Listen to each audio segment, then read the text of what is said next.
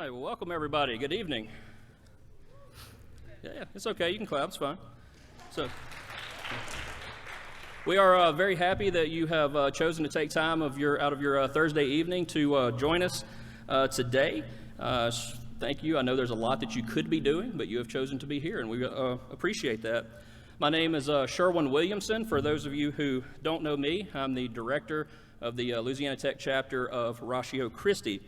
If you don't know anything about Ratio Christi, we are Latin for Reason of Christ. We are a Christian apologetics ministry. Recently started a chapter this past October here on Tech campus.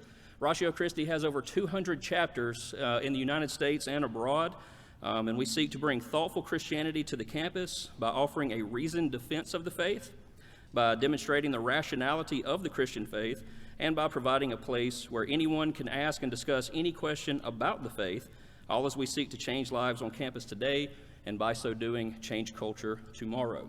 That is the purpose of our organization, and that should be the purpose of the university as well. A place where ideas, even those that you disagree with, can be exchanged in a civil manner, and that is our goal for this evening. If you'd like to learn more about Ratio Christi, how you can get involved with our chapter here on Tech, how you can support that chapter if you would like, or how we can partner with you if you are a member of a local church, how we can be a resource to your church. See anybody with a name tag, they should be set up at the table in the back, or you can see myself during one of the breaks or after the seminar, and I will be more than happy to have that discussion with you. You can also follow us on Instagram at Ratio Christi LaTech, or you can visit www.ratiochristi.org. You can find out about our organization there, as well as a lot of free apologetic resources. As far as some housekeeping announcements, if you need the restroom, if you will go out the doors to your back, there are restrooms in the lobby. We also ask that you have no food or drink in this area per university policy. Which brings me now to the purpose of our event. We are pleased to bring you this evening's seminar, Understanding Transgenderism, a Christian Perspective. This is such an important and culturally relevant topic, and one in which much civil discourse is needed.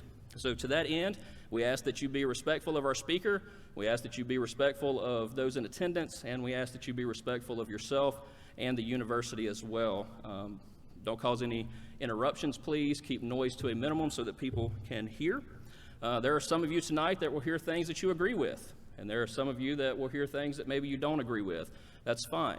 It's good for us to have our ideologies challenged, and it's good for us to have conversations about those challenges.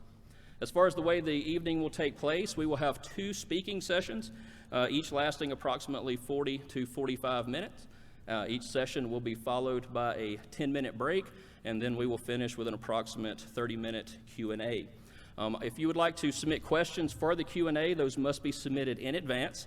If you will see, again, someone with a name tag, the back table, or during the breaks, there will be people along the midsection of the auditorium here. They have note cards as well as a QR code that you can scan to submit those questions. Submission of a question does not guarantee that that question will be asked, but we will try to get through as many as possible. And that now brings us to the introduction of our speaker this evening. Tonight, we have the privilege of hearing from Mr. Alex Ray on this important topic of the Christian perspective of transgenderism. Alex comes to us from Gonzales, Louisiana, where he and Hannah, his wife of 8 years, are raising their 2 children, Carter and Addison, ages 4 and 3 respectively. Alex earned his Master of Arts in Theology from the New Orleans Baptist Theological Seminary. I'm also an alumni of there, so a little biased. It's probably the best out of all the seminaries. And he is currently pursuing his PhD in the philosophy of religion from the same seminary. He has served on staff of First Baptist Church Gonzales since 2016, where he is currently serving as the student minister. So without further ado, let's welcome Mr. Alex Ray to begin our evening. Alex.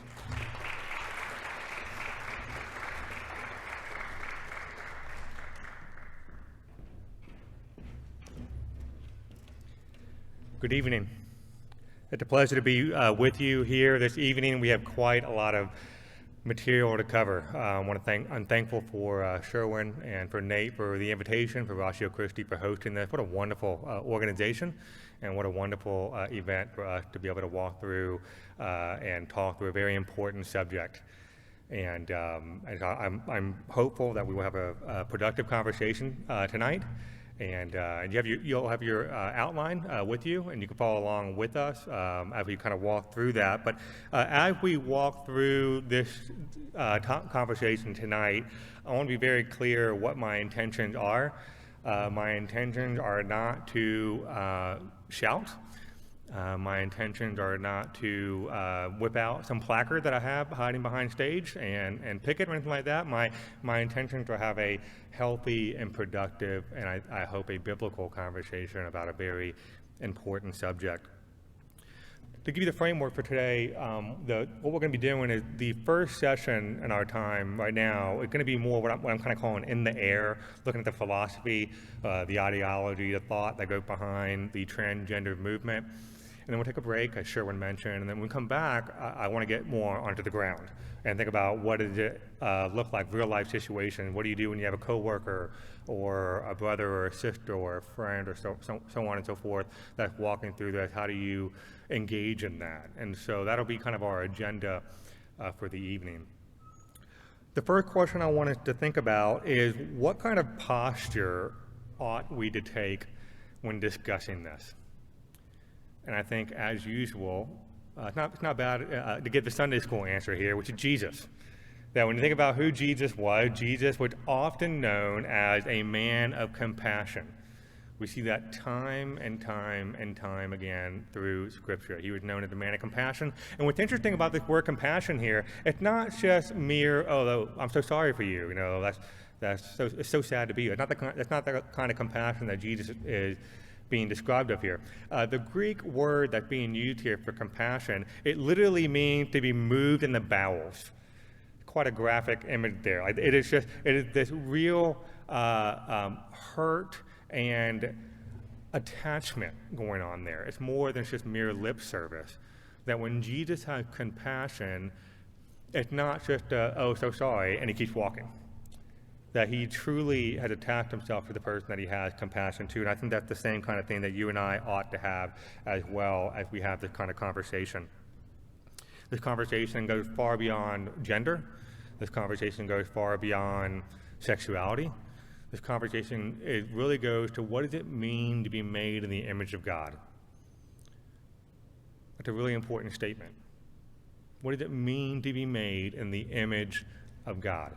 And we'll unpack that a little bit as well as we move through tonight. But a really good book, and I have a bad habit of recommending books to people, and I do it maybe a little bit too forcefully sometimes. I'm going to do it anyways right now. There's a really good book I want to encourage you for the readers out here called The Rise and Triumph of the Modern Self. And it's written by a guy named Carl Trueman, who's probably in his 40s or 50s or so. And in the opening pages of this book, he talks about how when he thinks about his grandfather, who has since deceased, of course, and he was thinking, if my grandfather, that's how he opened the book, he said, if my grandfather would have heard the statement, I'm a woman trapped in a man body, his grandfather would have not known how to respond to that. Like, he wouldn't have had the vocabulary to make sense of that statement. And so Carl Trueman, he writes this book, and basically the question that he's asking is, how do we get to an age now where not only if I would have stood up here this evening and tell you that I'm a woman trapped in a man's body, not only did that sentence make sense to you, like you get it, like you understand what I'm saying, but you might even agree with it. And so that's a colossal shift in our society. And so basically Trueman expounds this book trying to answer, how do we get to that point? It doesn't happen overnight. Of course, in our society, we're very familiar with Pride 365 every June. We have Pride Month. It's not just one day, it's an entire month dedicated to that.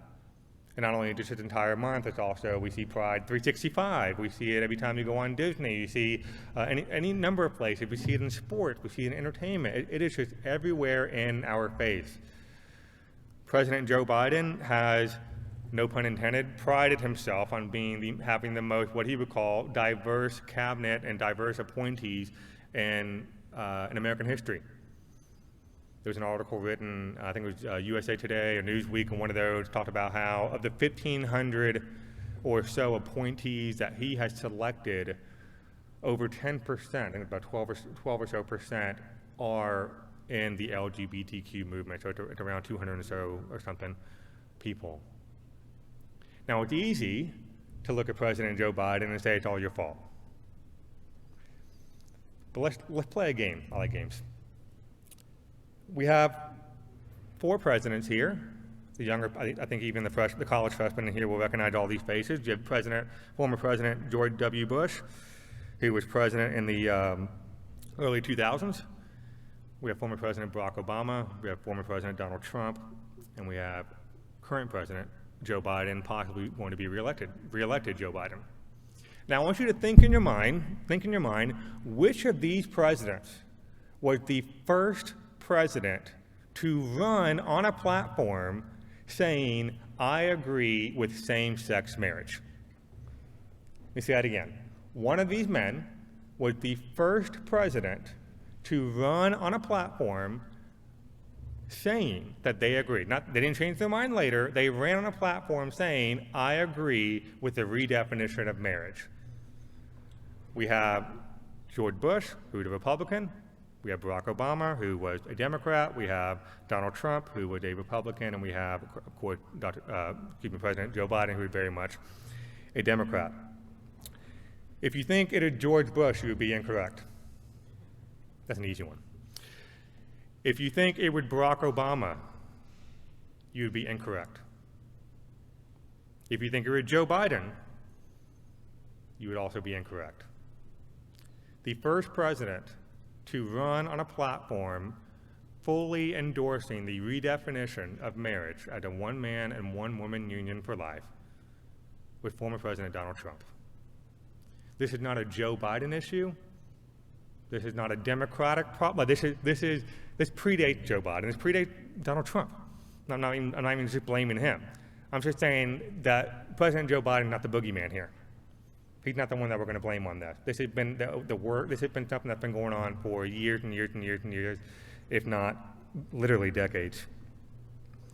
We see here there's also in our society there's an emphasis to expand Pride Month to Pride Year.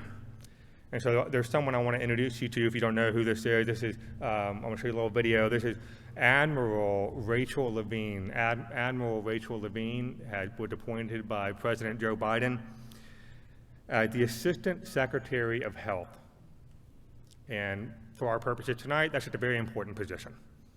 A very important position in the Biden cabinet and American government, making very, very important decisions and significant decisions about health care, not just for adults, but also for children as well. And I want you to notice what Rachel Levine, formerly Richard Levine, this is a biological male who identifies as a woman, was also named as Woman of the Year. Talk more about that later. But I want you to notice what he says about Pride Month. This was recorded last June. Hello, my name is Admiral Rachel Levine, and I have the honor of being the Assistant Secretary for Health at the United States Department of Health and Human Services. Happy Pride. Happy Pride Month, and actually, let's declare it a summer of pride. Happy Summer of Pride. So we go from Pride Month to Summer of Pride, and if you're a Disney subscriber, you'll see something like Pride 365 all year. It's in our face, no matter where we see it. What's interesting as well is to see what population and what segment of the population hold to this and advocates for this. How many transgendered people do you think there are? There are over 300 million people in this country. It's a big world. It's a big country. But how many transgendered people do you think there are in our country? The latest number that I've been able to find, according to the Williams Institute, that 1.6 million people over the age of 13 identify as transgender. Now, the interesting thing about this number as well, if you look at the graph, the chart on the right side, you'll notice there that the red bar represent Generation Z, which I would imagine is most people in this room. That's somewhere, it's a little foggy sometimes, but it's somewhere around, if you were born around 1998-ish to like the mid-2000-ish. Those are the people that would be represented as Gen Z. You notice there is quite disproportionate. That the red bar is much higher than certainly the yellow bar, or really all the other ones. Why is that? Is this a brand new thing that's never been thought of in human history? I don't think so. I wonder if there's something more specific going on. The word social contagion is often used to describe this phenomenon, where you have a large swath of people, in this case a Generation Z, so teenagers and young college students usually, and they are disproportionately represented and holding to the LGBTQ movement more so than any other generation. Why is that? And the reason why I'm asking this is because what we're told is usually this is just something that's innate, this is nothing that can't be changed, or something that you're born with. It's no different than your skin color, it's no different than your hair color, whatever happens to be. If that's the case, then why is it that we're not talking about it to this degree until this Generation Z? If it's always been around, then why aren't the boomers dealing with it? I'm a millennial. That wasn't something that we talked about when I was growing up. Why is it primarily Generation Z? The question I think we need to wrestle with. But of course, as we have this conversation, we need to understand the terms. It's important to define our terms. That's what I want to do very briefly here. Understanding the terms. There are a couple of terms we want to think about. The first one is sex. Sex refers typically to our genetic makeup. Men have XY chromosomes, while women have XX chromosomes. This is something you'll be taught in every basic biology textbook, whether you're in elementary school or college, I would imagine. Because there are differences between men and women at the genetic level, there are also differences in men and women at the physical level as well. Men typically have deeper voices than women. Typically. Sure, are there exceptions? Sure there are. Men typically have broader shoulders than women. Are there exceptions? Of course there are. I used to have a college student who competed as a swimmer for LSU. She was very broad-shouldered as a swimmer, which makes perfect sense. But usually, more often than not, women are much slimmer than men are. To state the obvious, women can give birth, typically, while men never can. There are differences, there are biological realities that are intrinsically different between the sexes. That's not hate, that's biology. That's what we mean by sex. But of course, what we hear today, you might be familiar with the term or the phrase, sex assigned at birth. And the idea behind this phrase, for people who say it, is that when you are born, there's nothing intrinsically male or female about you. You were born, and the doctor looked at you and decided to assign you a male or assign you as a female, thereby taking that choice away from you. That's the argument that's being promoted. But that's not the case at all. We have gender, and gender is an interesting thing. Gender typically is something that, with the American Psychological Association, define gender as the attitudes, feelings, and behaviors that a given culture associates with a person's biological sex. So sex typically is biology. Gender typically is something that is expressed. Now what's interesting, up until about 10 years ago, those were one and the same and they were synonymous. It's only until recent history that we've separated the two. And the way that we express our gender certainly can change. I want to be clear here. It can change. The way that we express our gender can change from culture to culture. Let me give you an example. A few years ago, before we had children, my wife and I went on a cruise. Highly recommend it if you ever get the chance to do it. We went on a cruise on Carnival, heading out of New Orleans. And something that you do well, at least that Carnival did, I don't know if other cruise lines do it, but at least on Carnival, they had a guy who was basically the face of the cruise ship. His name is Chris. And Chris was unforgettable. He called himself Chris the Flying Scotsman, because he was from Scotland. He had a delightful Scottish accent. And he was the one doing the announcement over the intercom. He was the one that any kind of change of plans or whatever, he was the one that you would see. He would do like a little news show every morning that you could watch on your little 3-inch TV in your room. You could see this little news show every morning. He was the guy that you saw. Do you know what Chris the Flying Scotsman wore every single day that I saw him? A different pair of really nice shoes, like high-top Nikes, so I was kind of jealous. But also, in addition to that, he wore a kilt. Could be from Scotland. Now, if I were to have come to you this evening, and have worn a kilt, clearly I do not have a Scottish accent. You would have probably thought something was a little strange, and you would have been rightfully so. Because here in America, typically men don't wear kilts. But in Scotland, you have Braveheart, and you have Mel Gibson, and they're wearing kilt. That's like the man, you're less of a man if you don't wear a kilt. I don't know how it goes over there, but basically they don't think twice about wearing kilts over there because that's how they express what it means to be a man. But here it's a little bit different. So the way that you express your gender certainly can change from place to place, but it doesn't mean that you're a different sex entirely. The third one here, gender identity. And this is a new term. This is a new one that's brought in. It's new, comparatively speaking. Came out in the early to mid 20th century, really mid 20th century. And this was a guy named John Money. John Money is quite a rabbit hole I would encourage you to check out, but John Money is reputed to be the one who had invented this term. There's a little bit of controversy about that. It might have predated him. But he certainly is the one who popularized it. And he was a man who basically was a scientist, and I use that word loosely, who made a bunch of fraudulent research results. I would encourage you to check him out. It's quite a horror story.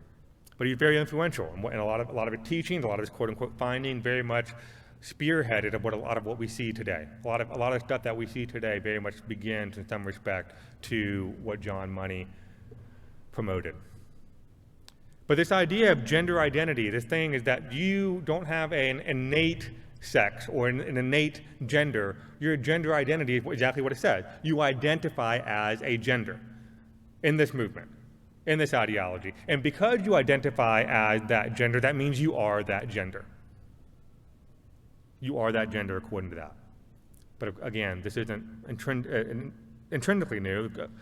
A very influential philosopher in the mid-20th century said this: one is not born, but rather becomes woman. The female is a woman insofar as she feels herself as such. Nature does not define woman. It is she who defines herself by reclaiming nature for herself in her affectivity. Affectivity meaning mind and emotion. So Simone de Beauvoir, very influential French philosopher and thinker, is saying what you want to be is what you are. What you identify is what you are. So if you're a biological male, it doesn't matter. What matters is, according to this, it's what you identify as. Gender identity. This is why when my wife was pregnant with my daughter, and she went in for one of her routine checkups at a hospital just outside in the Baton Rouge area. And whenever you go in for your routine checkup, they ask you, how you're feeling, that sort of thing. And one of the questions they asked my wife was, do you feel like a woman today? And they weren't joking. Do you feel like a woman today? And my wife said, yeah. Gender dysphoria is the next term here, and this is a real medical issue. This is when someone feels that their gender identity doesn't match with their biological sex. And so for some people, what they identify as, they might see themselves, they might look in the mirror and they see male parts, male anatomy, but it doesn't match with what they have in their mind. And for some people, this is a legitimate diagnosed condition. And the dysphoria, what that means, there's an angst about it. And so for some people, this is awful. I myself have never dealt with this, but for the people who truly struggle with it, I can only imagine this is absolutely heartbreaking. To look at yourself in the mirror and not be able to see yourself for who you are, but think that you ought to be different. And every moment of every day, that's something that you're wrestling with. I can't imagine that kind of nightmare. But for some people, that really is a thing. And that's why we need to remember that every person has a story. Every person has a story. That's why we need to have compassion. So that when we're talking with someone who is promoting this, whether it's on campus, whether it's over dinner, whatever it happens to be, assume the best. Everybody has their story, hear it out, and see what they have to say.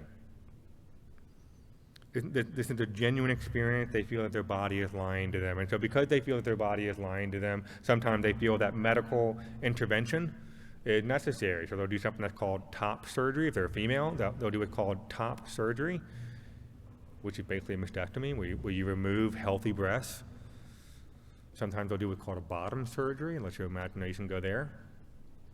And what they're doing is they're taking this picture they have in their mind of what a female looks like. They have a picture in their mind of what a male looks like, and they want to undergo radical surgery to make their mind match their body, or rather the other way around, make their body match their mind.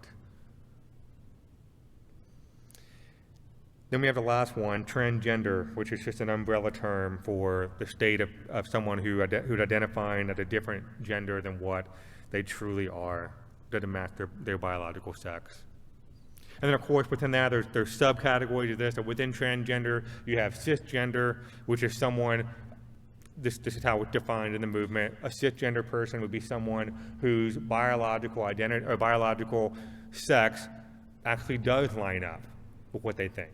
That's what it's called, cisgender. That's what they call it. A trans man is a biological woman who identifies as a man, and a trans woman is identified as someone who is a biological male but identified as a woman. But here's a really interesting question. If you ever talk to somebody about this, chances are they're going to bring this one up. What about the intersex? And intersex, that's a great question. It's a wonderful conversation to have. Because what intersex is, and Nancy Pearcey, who's a wonderful communicator about this stuff, she came out with a really helpful definition that I really couldn't quite improve.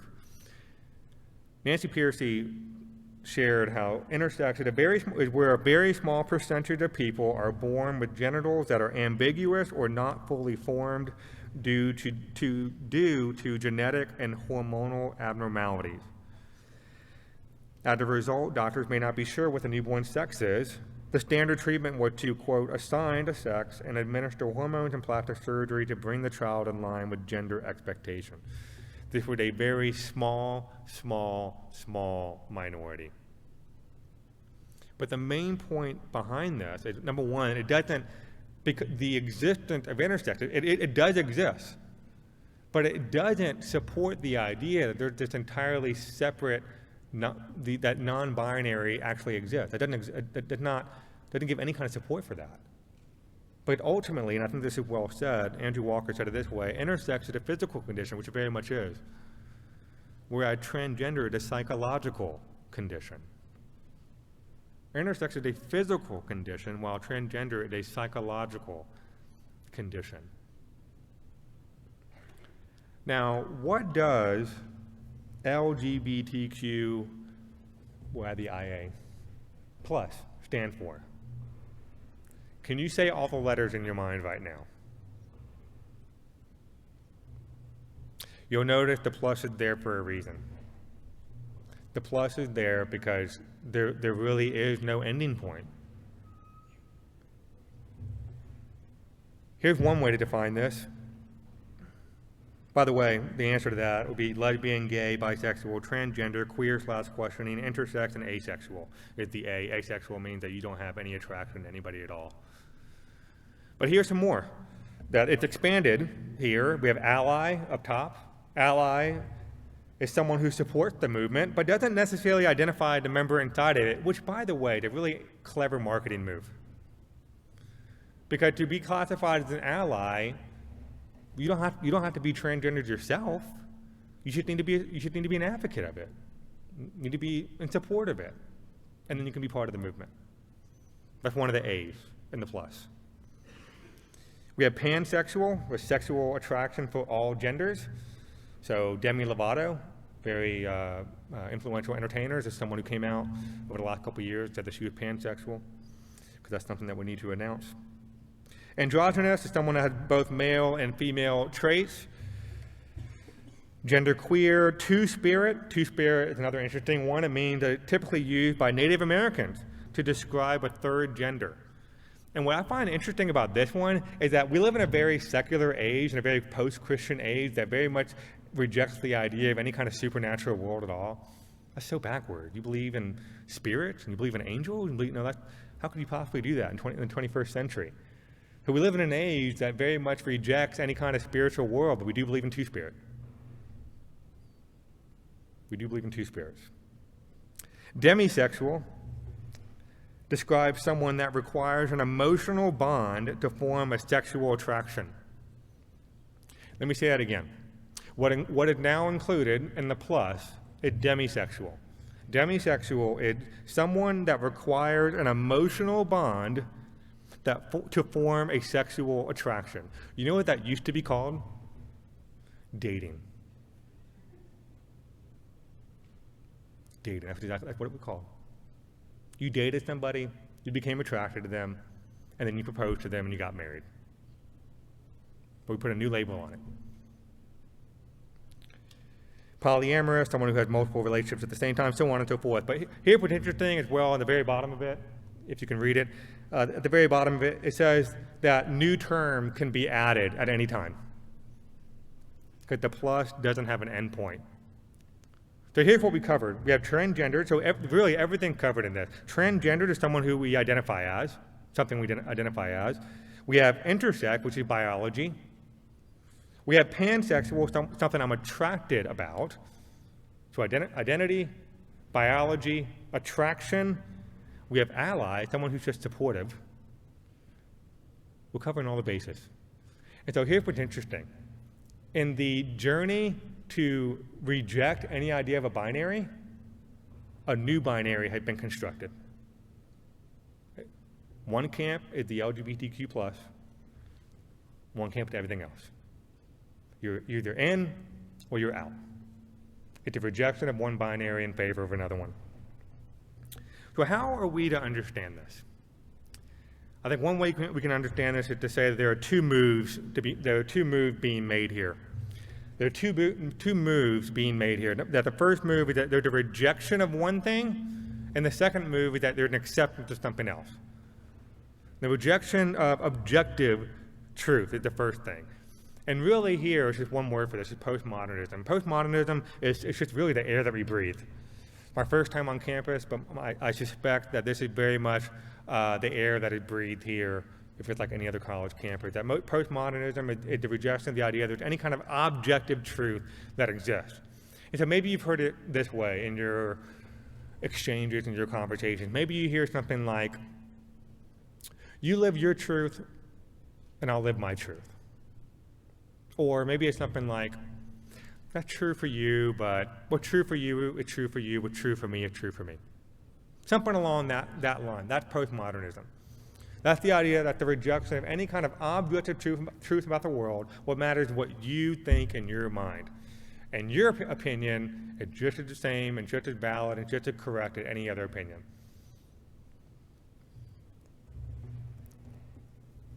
There are two ways of looking at the world. And I want to encourage you and suggest that if you catch nothing else, I want to encourage you to take this to heart. I think this is one of the most important distinctions that we need to know here tonight. There are two ways of understanding the world. We call it the puzzle box and the sandbox. The puzzle box is this idea that there's an objective reality to how life ought to be lived.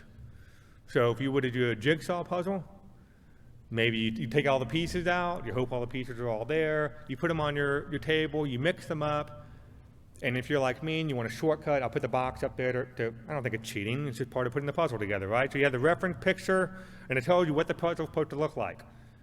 And you use that to put the puzzle together.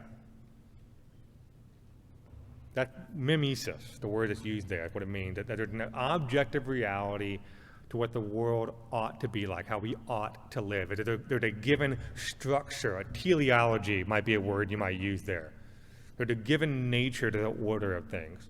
And you and I are called to live in accordance with that nature. That's the puzzle box.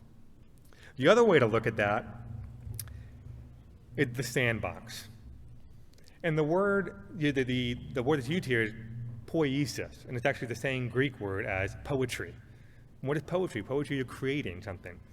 You're using language to create artificial world and create beautiful sentences that evoke meaning and all sorts of things, to drive at the emotion. You're creating something. That's what's being used here. The sandbox, what do you do in a sandbox? What do you do at the beach? If you're a child, you make sandcastles. If you're a 5-year-old boy, you dig a hole. If you're a 35-year-old boy, you still dig a hole. There's something about digging holes at the beach that we like doing. It never gets old. But that's what you do, right? You take that and you make something out of it. You make a world out of it. And so the question here for us is, what kind of world are we living in? Are we living in a world where there's a given order to things, a given structure to reality that you and I are called to live in accordance with? Or is the world basically just a collection of atoms of just raw stuff, raw material, and we're supposed to we can create whatever we want out of it? I would submit to you that the transgender movement is the latter. What is the transgender movement but the rejection of objective truth and taking raw matter, us, and trying to create something new out of it? That's exactly what it is. There was a very influential thinker back in the day, and she's still alive, Camille Paglia, who herself is a lesbian, and I mention that to say that the context of this quote. She's writing the passage about defending her lesbianism, but it very much applied to what we're talking about here. But in the context of this quote that we're about to read, what she's saying here is that nature has basically unfairly imposed herself, like the reality, onto her. And so she feels that we are obligated to buck against nature and do whatever we want. In her case, she's rejecting traditional sexual mores and saying, I'm going to engage in a particular sexual ethic that I think is right. Here's what she said.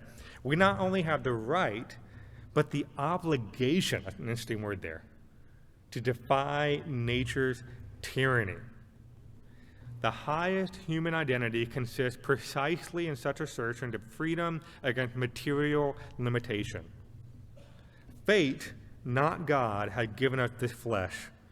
We have absolute claim to our bodies and may do with them as we see fit. That's quite telling. And so in this idea, it's just up to you and I to do whatever we want with our body. Nobody can tell us what to do or what not to do. Nobody can tell us that what we're doing is wrong. It is merely up to us. This is why you'll hear things in today's society, such as men can get pregnant. Because again, in this movement, there is no such thing as man, objectively speaking. Which is why my wife would ask if she felt like a woman. Because if my wife had said no, she didn't, but let's imagine she did, then the nurse or whoever it was that asked her that question would have moved forward saying, okay, I have a pregnant male in front of me. Before we have Healthline, I want you to notice the date on that. Again, it's not a new thing. In 2018, came out with a whole article. Is it possible for men to become pregnant? That's the question that's being asked there. And the first line said, yes. It's possible for men to become pregnant and have children of their own. In fact, it's probably a lot more common than you might think.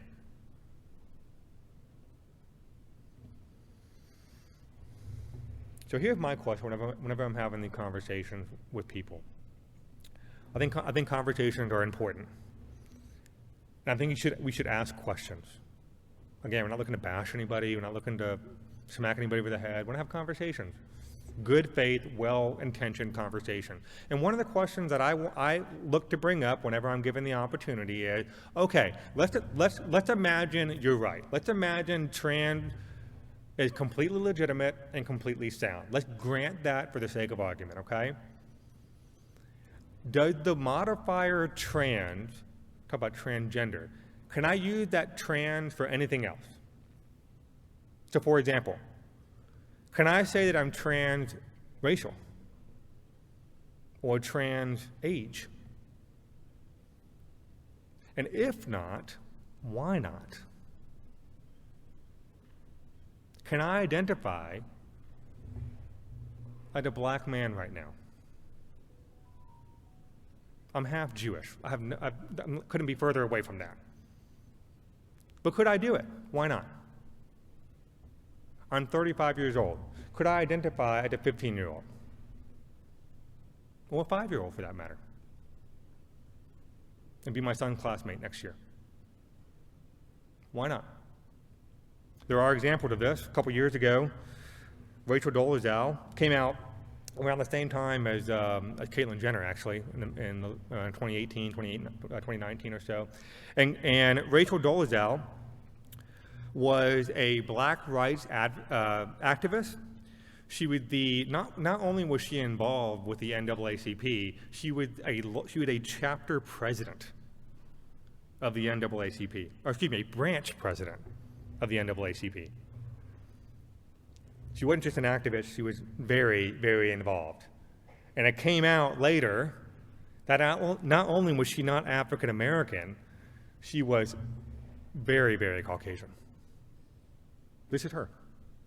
She put toner on, did her hair differently, and she passed herself off as African American. She identified as African American.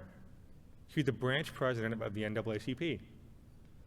And there was this huge uproar about it. How dare you do that? But wait a second, why couldn't trans also apply to race? How about age? Oh, by the way, here's one more example. Ollie London, who was a performer and an entertainer over in Europe, and he himself saw himself as born in the wrong body. And he had a lot of money for some reason. I think he was some sort of celebrity or something like that. And so he underwent massive surgery, cosmetic surgery, to look Korean. There was a K-pop band that he liked. And there's one particular person in the K-pop band that he liked that he wanted to look like. And so he had massive amounts of surgery to look like this Asian person. And he said, hey, listen, I was born in the wrong body. How about trans age? This is a real person named Stephanie Walsh. Stephanie Walsh in the top right was the same person all throughout, but in the top right, he was married to a woman for 23 years. He had 7 children. And at some point in his marriage, he decided that he wanted to identify not just as a different age, but as a girl, a small child. He left his family, identified as a 6-year-old girl, deserted his wife and 7 kids, identified as a 6-year-old girl, and found an elderly couple to adopt him. Why not? Why couldn't trans also apply to that? I mean, after all, we have scientific journals arguing for the legal age change. Maybe if you're on TikTok, maybe you've seen this person before. This is Dylan Mulvaney, if you're not familiar with who this person is. Dylan Mulvaney was a young man who had somewhat of a career in, I think, Broadway or something like that. And about a year and a half ago, he decided that he wanted to identify as a female. And so he started this thing on TikTok and Instagram, Snapchat, and all that, where every day he chronicled his life as a female. 365 days of what? You remember? Girlhood. Not just womanhood, but girlhood. 365 days of girlhood. Not just a woman, but a small child, which is why, and you see a lot of his videos, he acts like a teenage girl. Or at least did. I don't know if he's still doing that anymore, but he did. He got pigtails, he twirled around in dresses in his room, and he's giddy, and it's just... And this man had a sit-down interview with the president. Girlhood. Not only did he do that, but he would also call the Woman of the Year by Attitude Magazine with the picture on the right. Woman of the Year. Personally, if I were going to make an argument for something, I personally think, I don't think it takes much, I think I could make a stronger case for trans age than transgender. I think if you put me to it, I think I could. After all, haven't we had different calendars throughout world history? I don't think it'd be much of a stretch. Whenever I think about this, I constantly come back to Psalm chapter 2. And in Psalm chapter 2, we see this really sobering psalm where we see that it's about those who are rebelling against God and has created order. And verse 3, I think, is the most telling, that the kingdom of this world, the kingdom of this earth have rejected God's order. And verse 3 said, let us burst their bonds apart and cast away their cords from us. Which is to say, they're saying, we see reality, we don't like it. We see how God made things, we don't like it. We want nothing to do with it. We want to do things our own way. This psalm was written thousands of years ago, and the mentality is still very much the same. How is language affected? For example, what should you and I call women? Just to take one example. I have a running list of ones that I've heard over the last couple of years. I've heard women, I'm not making this up, I have heard women referred to as birthing people and egg producers, among many others. Birthing people, people who can give birth, people who can menstruate, egg producers, people who can produce eggs, so on and so forth, all other sorts of flavors. Not just women, which is why in a number of high schools, certainly across the country, and I think colleges as well, maybe it happens here, I don't know, but in men's restrooms, they will have tampons. So a tampon machine in men's restroom, because in this ideology, men can have periods. You'll notice that the video that I showed you a little while ago of Rachel Levine, formerly Richard Levine, Rachel did legally change names, so I'll refer to him as such. But when he was announced as the first four-star admiral in the U.S. Public Health Service, notice what word was used here. It wasn't transgender at first. Well, they used both, but they also used what? Female. He's not only the first transgender, he's also the first female. The word is being used synonymously. So we have a rejection of objective truth, and we have an acceptance of something else. And the acceptance of something else is what we might call expressive individualism. And the idea behind this is that what matters most in life is that you need to do what's true to you. By the way, Rachel Levine, when he was named Woman of the Year, do you know what they asked him? They said, if you could tell one thing to the women of society, what would you say? You know what it was? Be true to yourself. Be true to yourself. That was his parting words, which is very much in line with the air that we breathe. It's very much in line with Elsa from Frozen, very popular song, right? Time to see what I can do, to test the limits and break through, no right, no wrong, no rule for me, I'm free. This idea here being, I'm not knocking Frozen. My wife and my daughter were just watching it the other night. I'm not knocking the movie. I'm just saying this is the air that we breathe. That what matters most in life is that you do what feels true to you, forget what anybody else says. What matters most is how you feel on the inside. That's what matters most. That's your North Star. That's what's guiding you in life. Which is why Caitlyn Jenner, formerly known as Bruce Jenner, your parents will certainly know who he was back in the 70s. He was just an incredible American athlete, won Olympic gold medals, was on the Wheaties boxes, so on and so forth. He was just the man's man. He was the face of America. He was like Captain America. And then in the mid to late 2000s, he came out as transgender, and he wrote a very sobering book called Secrets of My Life, I believe what the title of it was. I would encourage you to read it. Very hard to read. Very difficult. Because basically what he says is he talks about how he claimed to be struggling with it throughout his entire life. Matter of fact, he said that when he was in the Olympics back in the 70s, he would go back to his hotel at night and wear women's underwear. And the next day he crushed the decathlon, whatever it was that he was competing in. But he said he'd been struggling for years. But in his book, this is what he says. He said, "I've written this book to help us see that there is no right way to be or wrong way to be or any way to be except who you are." This was in 2017 he wrote this. Now that's a really interesting statement. There's no wrong way to be or right way to be except who you are. Let's compare two people. We have girl number one. Girl number one looks at herself in the mirror and doesn't like what she sees. I would imagine every girl in this room had to identify with that at some point in their life, maybe even tonight before they came here. They look in the mirror, they don't like what they see. Not only do they not like what they see, maybe they're in deep anguish over it. Maybe they're in so much deep anguish over it that she undergoes extreme radical action to reshape her body. Let's imagine we have girl number two.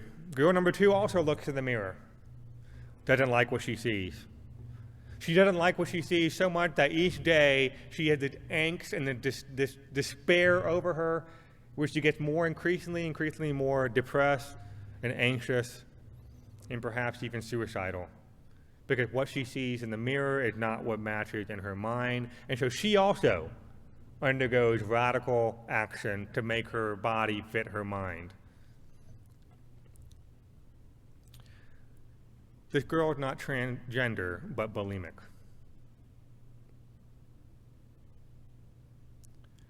The first girl undergoes surgery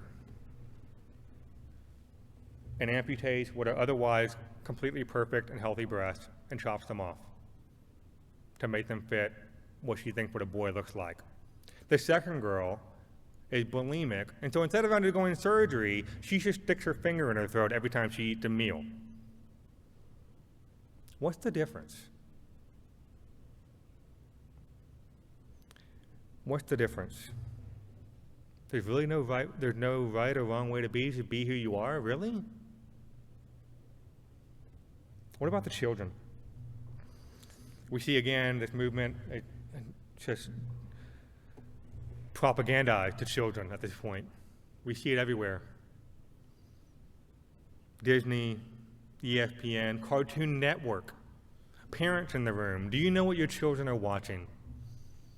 Snapchat, TikTok, Instagram, whatever it is. Do you know YouTube? Do you know what your children are watching? You should.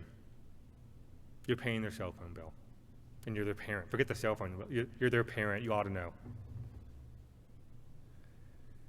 Again, Rachel Levine, in a recent interview, he would ask in an interview, this was last summer, I believe, and he was asked by the interviewer, I think it was ABC, and the interviewer said, "Why not just let the kids wait?"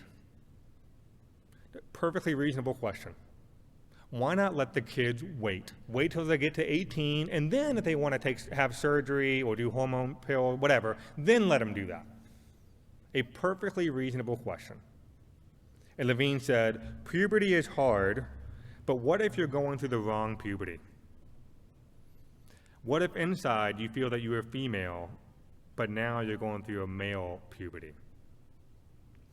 You know what that is? That's poison. There is nothing wrong with your body. You are made in the image of God. You're not an accident. You're not here by chance. You're created by a good God who is loving and gracious. There is no such thing as a wrong puberty. Puberty is hard, yes, for sure. I don't miss those pimples. But there's no such thing as a wrong puberty. We also see it marketed in kids, again, in school. This is how they teach this stuff to kids. We have the genderbread person. This had gone through a number of revisions over the years. The original version is the one on the left. The latest one is version 4 is on the right. This is how they teach it. They differentiate between sex and gender identity and expression and so on and so forth. Cartoon Network again. And then we have a large number of, particularly girls, not just young boys, but mainly girls, teenage girls, Gen Z girls, who are undergoing radical surgery, to the point where a journalist named Abigail Schreier saw a need to write a book about it. I'll encourage you to check that out. The question for us, is surgery necessary? That's the question I would ask to everybody, really. Is surgery really necessary? Or maybe just wait. Well, I think Jenner helps out here again. Says this, you said, what's interesting is he kind of talked out of both sides of his mouth. He said you don't have to do a single thing physically to be a trans man or a trans woman. There's no rule book. But just a couple pages later, the same book, a handful or so pages later, he says, for me, and speaking only for me, the feeling is if I'm going to do it, then I might as well do it. I will never feel like a woman if I don't have the surgery. Well, which one is it? It's either necessary or it's not. They're either in the playbook or there's not. Is it necessary? It doesn't seem to be. We have Jazz Jennings, who spent most of his life on camera. He had a show called I Am Jazz. Came out the book a couple years ago, also very, very sobering and difficult to read. Jazz Jennings, the biological male, identifies as a female. And what's probably the most heartbreaking part about Jazz Jennings, one of the most heartbreaking parts about Jazz Jennings, is that he was put on puberty blockers at such a young age that his body did not develop enough to be able to have what is called gender-confirming surgery. That's what it's called now. And without getting too graphic, what that means is that for a male to become a woman, to transition as a woman, what they do is they take the tissue, they amputate the penis. And they use the tissue of the penis to create an artificial vagina. But because he started on puberty blockers at such a young age, and he was very young, his body did not develop enough to have enough tissue to use, so they had to take skin from other parts of his body. That's what he's talking about here. The complications were severe. That's part of it. The other part of the reason why it's severe is because it's literally an open wound. That's literally what it is. And so what happens is, if you've had a cut before, what happens when you get a cut? Your body heals, right? Well, that's what the wound wants to do. The wound wants to naturally heal and close up. And so what they have to do is they have to prevent it from closing. Let's put it that way. That's the difficulty that he's talking about here. By the way, this article, if you can't see it, was Women's Health. But this is what he says here. He said, this is the article. There was just an unfortunate event and the setback where things did come apart, and there was a complication. I had to come back in for another procedure, but it was all just part of the journey. The good thing is, though, that it was only cosmetic and external, so it wasn't too dramatic. Notice here, he kind of let the cat out of the bag here. Notice how he said it's only cosmetic, because it is. Because you can't change your sex.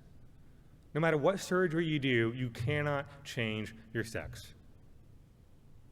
It's only cosmetic. Now, the other way around, when you have a biological woman who wants to quote-unquote transition to a man, what they do is called a phalloplasty. And typically what that involves is taking skin, usually from the arm, sometimes from the thigh. But what they'll do is they'll take that that skin, and they will construct an artificial penis out of that skin, and they'll take it from the arm. Here's a video of a woman who did this. This is 2 years removed. And this woman is proud of the scar that she has. In this video, she's saying, look how amazing this looks. Look how well it's healed. Isn't this incredible? Look at technology. Look at medicine. What a world we live in. In this whole video, she's saying, I'm 2 years post-op. This is amazing.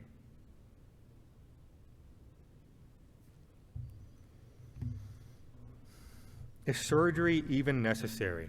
Again, Jenner said, no. This is why, if you remember, Jenner was awarded Woman of the Year by ESPN when he first came out. And what's interesting, and talked about this in the book as well, he didn't have what he called the final surgery. He didn't have that until later on. So he would call Woman of the Year while having all the male appendages. But again, you can't change your sex. To close our first session, I want to leave us with 2 verses. At the end of the day, and we'll talk more about this in the next session, but at the end of the day, what's the job? Our job is to point people to the goodness of God's creation. About a year or so ago, over the last year or so ago, I had a student who was in middle school, a young lady who had totally bought into this ideology. She wanted to be called a male name. She wore baggy clothes. Everything you could think of, she was doing. She was being called, everything you did, she can do. That's what she was doing, excuse me. And we met with her. We prayed for her. As a staff, we prayed for her. Parents, wonderful parents, praying for her. And she was just totally bought in to this ideology. And what's amazing is, several months later, God absolutely rocked her world. And she came to see that she was not an accident, that there was nothing wrong with her body. And she's meeting with some of the ladies in our church. We just absolutely love this young lady. And we're meeting with her, we're praying with her, we're talking with her. A number of people. She's a full-fledged church. We love you, we want to see you thrive. And what's amazing is, a couple months later, she came to saving faith in Christ. And when we baptized her, the way we do baptisms at our church is you write your testimony beforehand, and you get to share it from the baptistry. It's incredible. I love it. And she had a sheet of paper, and she wrote her testimony about how she met with Miss Stephanie and who talked to her parents this and that. And the 2 verses that stuck out to her were these verses on the screen. The 2 verses that stuck out to her that led her to understand what it meant that she was made in the image of God, that there was a Savior who loved her. These are the 2 verses that spearheaded that. Psalm 139, verse 14. I praise you, for I am fearfully and wonderfully made. Wonderful are your works. My soul knows it very well. That is good news. If you're struggling tonight with this, know that you were fearfully and wonderfully made. And then in Genesis chapter 1, we see God created man in his own image. That is the good news of creation. And what I want to do in our next session is to unpack what does that look like on the ground? What does that look like when we have coworkers and friends and daughters and whatever it happens to be? What does it look like to actually have this conversation with them? But the main thing right now is that you and I, don't get in an argument, point them to the goodness of God's creation. That's what they need to hear first. Let's pray together. Father, I thank you for these men and women. I thank you for the privilege to be able to walk through this first session and talk about what it means to be made in the image of God. We thank you for the saving power of the gospel. We thank you that we are fearfully and wonderfully made in your image. And I pray, Father, that as we have people in our lives that we're talking to, you would help us to point them to your goodness, to that we're there to give an order to things, to give a nature to things, to give a structure to things, and that's what leads to life, not despair. Give it a heart for others, a heart of compassion, and may we point them to you. In Jesus' name, amen.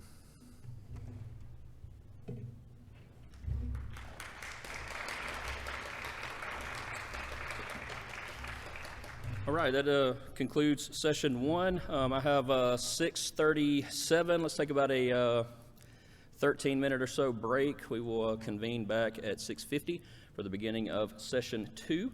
Let me encourage you, take this time, have conversation among yourself, use the restroom if you need, but also visit our table out front. I don't know how much literature is left, but we do have some free literature to give out. We have this book, The Bible and Same-Sex Relationships. This is something that is actually produced by Ratio Christi. If you'd like to know more about our publications, we have about 33 little booklets like this on various topics, from critical theory to does God exist, historical evidence of the resurrection, and so on. And then we also have this little book here, What Does the Bible Teach About Transgenderism, written by Dr. Owen Strahan and Gavin Peacock. Excellent little book. If we have any more copies of these are free. Just see someone with a name tag out at the back table. So with that being said, you are on break, and we will come back at 6:50. hope after that short break you feel refreshed. Sounded like a lot of good conversations taking place. And I hope you've had time to visit our table in the back in the foyer, get some of that free literature. You'll also find several QR codes back there. You can follow us on Instagram. You can join our GroupMe, or if you are an adult, probably more so than a college student, you can make a donation to our chapter because doing things like this costs money, and we don't have any. So we appreciate everything you can give. Come support us in that way. Again, I will be in the back afterwards. If you would like to have a conversation with me about how we can partner together, feel free to do that. But without further ado, let's welcome back Alex.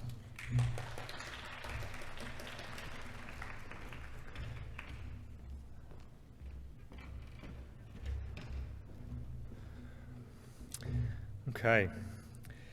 We have session 2 now. I want to give you a moment in case you didn't get a paper. The QR code is just an electronic copy of your handout. In case you want to have one to save on your phone, feel free to take out your phone and keep that for yourself. Also, I want to just mention briefly that these kind of conversations are, again, I'm grateful that we're having this kind of conversation. Especially as we dive into the on-the-ground section of this. Want to again remind us that we're having a friendly conversation with a good faith, well-intentioned conversation. There's no anger, there's no animosity. And so whether you agree or especially if you disagree, I'm so glad that you're here. I'm so glad that you would want to have the kind of conversation with us and spend your evening with us here. And I know that Sherwin and Nate and anybody else who's wearing a name tag tonight would love to have you come and hang out with them at their events whenever they meet on campus. I know that they would love to get to know you a little bit more. But we move on to session 2, and it's just by way of a quick recap, thinking about what, again, the two main ways to look at the world. Again, I can't stress this enough. I really think this is so imperative that we remember this, that these are two diametrically opposed ways of viewing society, of understanding reality. Is life a puzzle box? Is there an intrinsic nature, a given order by which you and I are called to live our lives, or is it just a sandbox and you just make it out to whatever you want it to be? The question I'm asking now for our second session is, how do we engage with those around us? How do we engage with the people around us, whether it's classmates, whether it's a brother or a sister, whether it's an in-law, a coworker, whatever it happens to be, a friend? What do we do when someone disagrees with us about this particular issue? If it hasn't happened yet, it probably will soon. And so it's important for us to be thinking about how are we going to engage this conversation. And so I think one way for us to think about it is to kind of think of concentric circles working their way in. So concentric circle is kind of like a bullseye. You have the inner circle and the one working outward. I want to look from outward into inward. And so when I think about the outer circle, that of our sphere of influence, so to speak, I think of social media, for example. Whether it's TikTok, whether it's Instagram, Snapchat, Be Real, or whatever else it's going to be, whatever new one comes out next week. Whenever we're on social media, I think one thing we need to remember is that social media is not the real world. It might come into shock. But social media is not the real world. Instagram, now owned by Meta, what we used to call Facebook, now the parent company called Meta. They did an internal study some years ago, and they found that 95 million of its users are bots. What a bot is not a person. A bot is just some computer algorithm that has either a stolen picture from somebody else, or it's just some sort of like AI-generated picture where it's taking the nose from one person and the ear from another person, so on and so forth. And it's just made a person, and it's just out there running on machines, and it's just throwing stuff out there on the internet. It looks like a person in the sense that it's communicating sentences, it's saying inflammatory things, it writes in all caps, perhaps. Not only grandparents do that, but even bots. Like whatever, it's just throwing stuff out there. 95 million users on Instagram are not even real people. And yet we read this stuff on Instagram. You go on, you're looking at what's trending, whatever happens to be, and you see this stuff online, and you see someone that you disagree with, and you think, how could someone be that stupid? Surely those people are absolutely crazy. There's a chance that might not even be a real person. And it's just out there by some troll farm or something like that, where they should create this bot whose only job is just to instigate. So social media is not the real world. What's also interesting is that study after study after study has shown that the more time that you spend on the internet, or specifically social media, let me rephrase that, the more time you spend on social media, there's a direct correlation to the higher rates of depression, specifically with girls, with boys as well, but more so with girls. The more time you spend on Instagram, the more time you spend on Snapchat, whatever your drug of choice is, chances are the more depressed you are going to be. And here's why. Here's one example why. So today is Thursday. Let's imagine this Saturday you decide you want to binge watch whatever new show came out on Netflix. Okay, so you wake up at 8 o'clock in the morning, you know it's this many episodes, each episode an hour long, maybe you take a bathroom break here and there, maybe you get some popcorn here and there, whatever it happens to be, and man, at the end of the day, you have successfully binge watched whatever the hottest show is of the week, and now you're done. The sun came up, the sun flew over, the sun came down, and you're still in your pajamas, and you got Cheeto fingers, and the whole day's gone. And all you have to show for it is that you have successfully binge-watched this show, and maybe it lived up to your expectations, but maybe it didn't. Well, now it's time to go to bed, and you're worn out. That's hard work. So you go on, what do you do before you go to bed? Well, you go to see what everybody else did that day. And so I go on my Instagram feed, and what do I see? I see Sherwin having the time of his life. Sherwin having fun with his family. Sherwin got a great new haircut. Sherwin got some new beard oil, and he just looks incredible. Like he's had a great, wonderful day, and all I have to show for the day are Cheeto fingers and a show that ended up not being that good. And so then what I do is I keep scrolling, and not only do I see Sherwin, I see Nate, and Nate had an awesome day too. And I see this, and I see that, and I see all these people, they did all this incredible stuff, and I smell like BO with Cheeto fingers. And so what happens is, all jokes aside, what happens is that we compare ourselves to what we see online. And when you do that over and over and over again, listen, nobody puts a bad picture of themselves on social media. There's a reason why they have filters. And a lot of these filters now, you don't have to try. You just click a button and it does it for you. It's pretty impressive, actually, and the technology behind all that. And so what happened is you have had a subpar day, to say the least, and you go on and everybody's living their best life now. You start to compare yourself. And then you do it again, and you do it again, and you do it again. That's one of the reasons why I think the more time you spend on Instagram and Snapchat and all those things, the more depressed that you are. Don't take my word for it. Facebook came out with a memo speaking of themselves in the third person. They said, we make body image issues worse for 1 in 3 teenage girls. They know this. This is not new news. The teens blame Instagram for increases in the rate of anxiety and depression. They know that their product hurts young people. It does.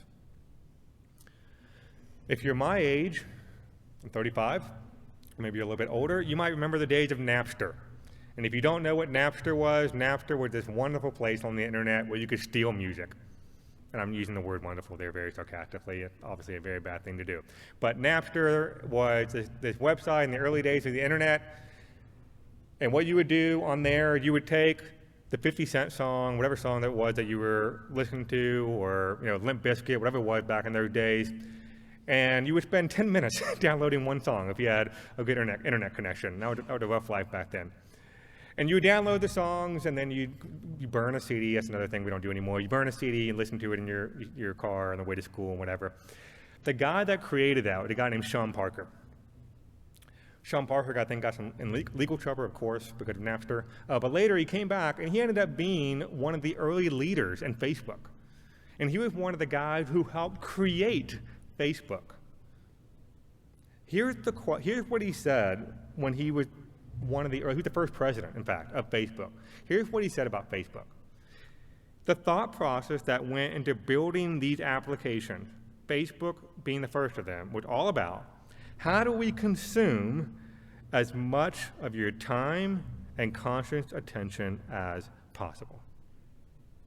And he goes on to say that, we're gonna add the like button eventually, which somebody eventually did. And we're gonna do this. We're gonna figure out whatever we can do to keep your attention, and that's the driving question of our entire product. We're gonna do whatever it is to keep your eye glued to the screen.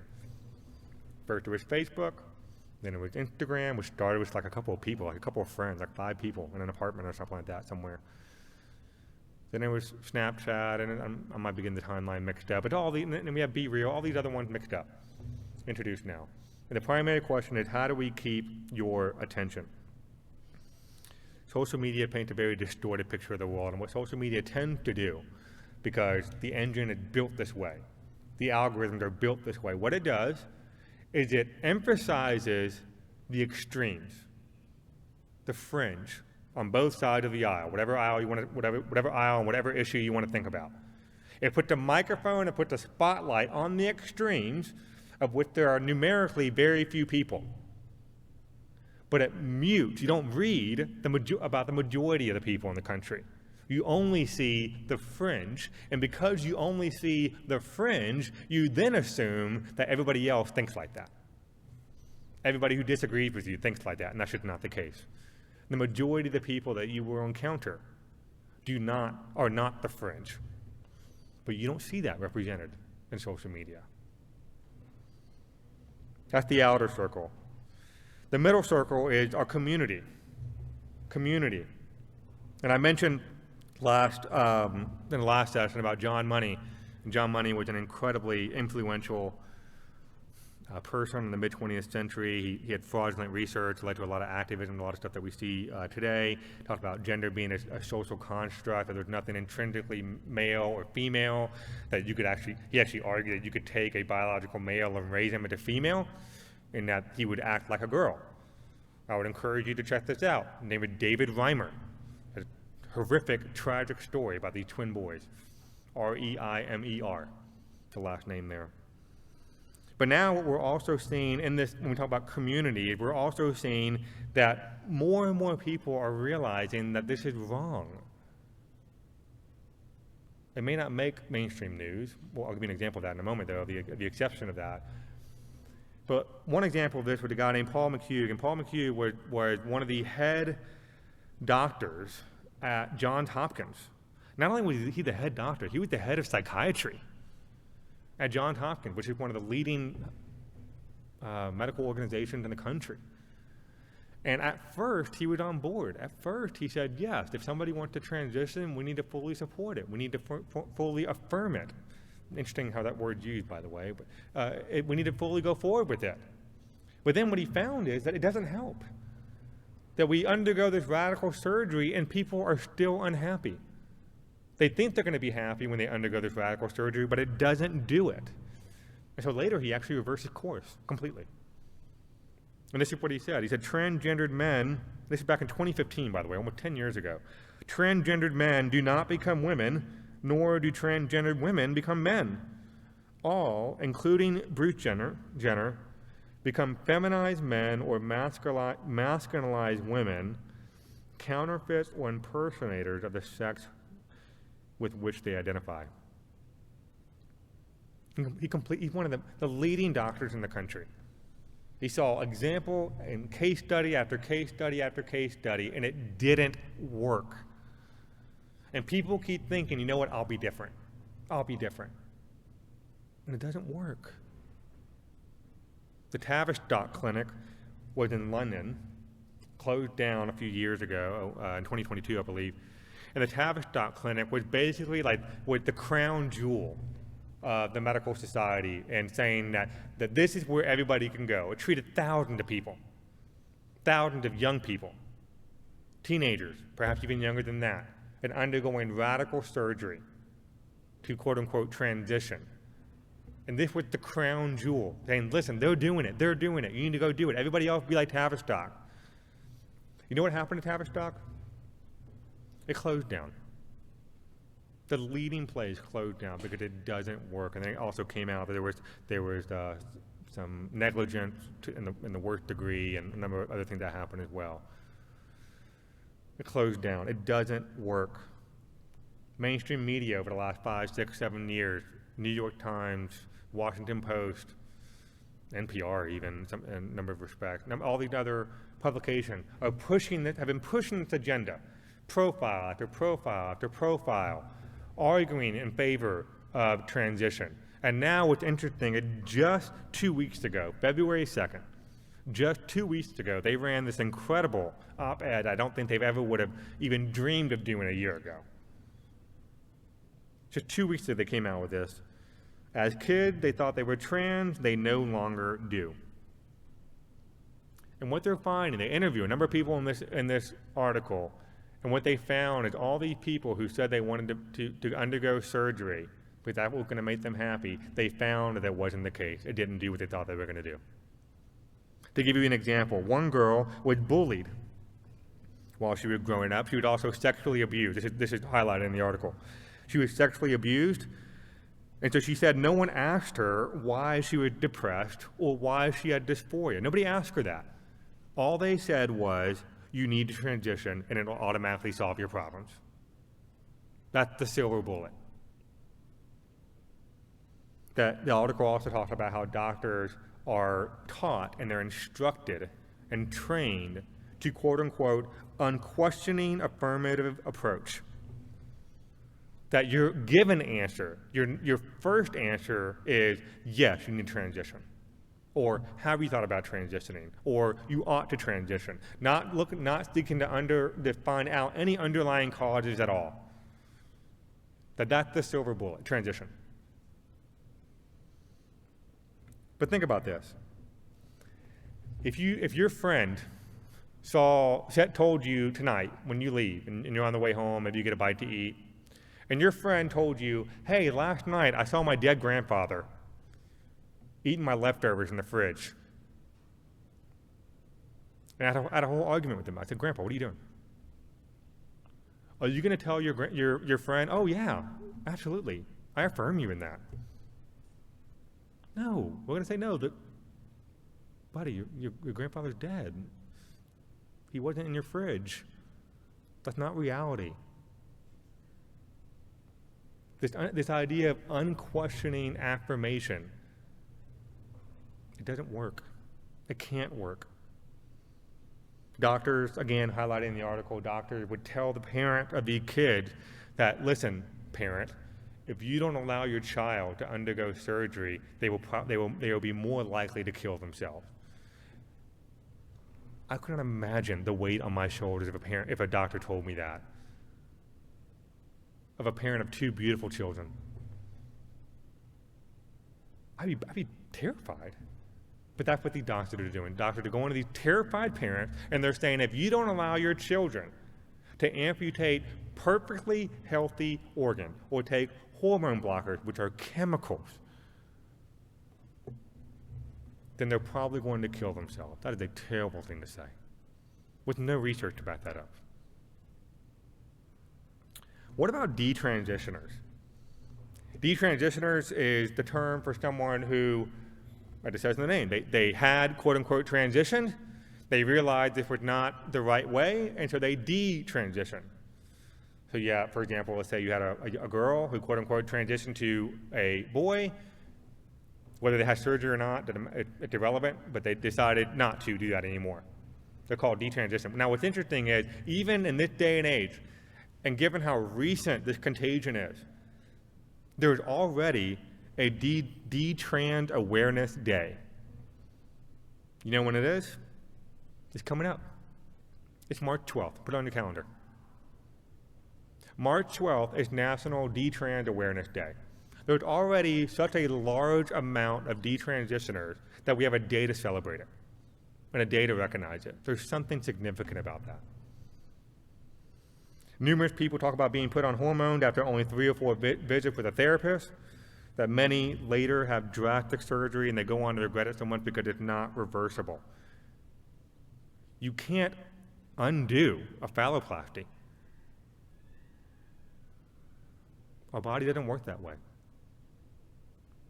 You can't undo when you cut off a part. It doesn't grow back. When you take hormone blockers, and when young girls take testosterone, they get receding hairline. They get like a 5 o'clock shadow in their face. Their voice gets deeper. So even if they stop taking the medicine, their voices are forever ruined.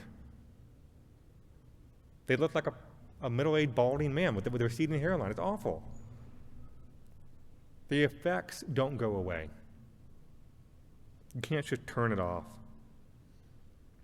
To give you an example of one story, a young girl by the name of Carrie Stella.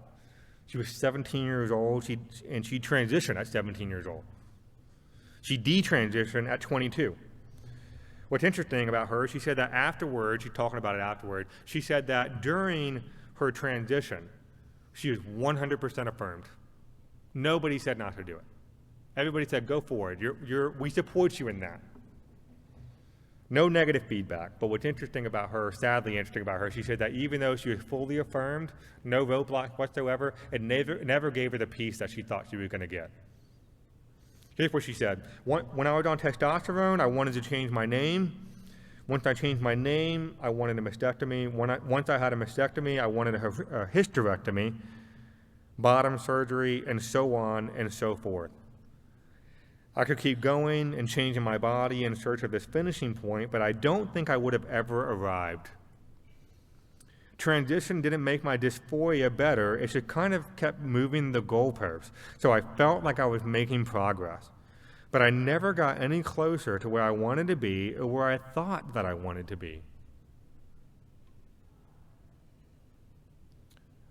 It's terrible.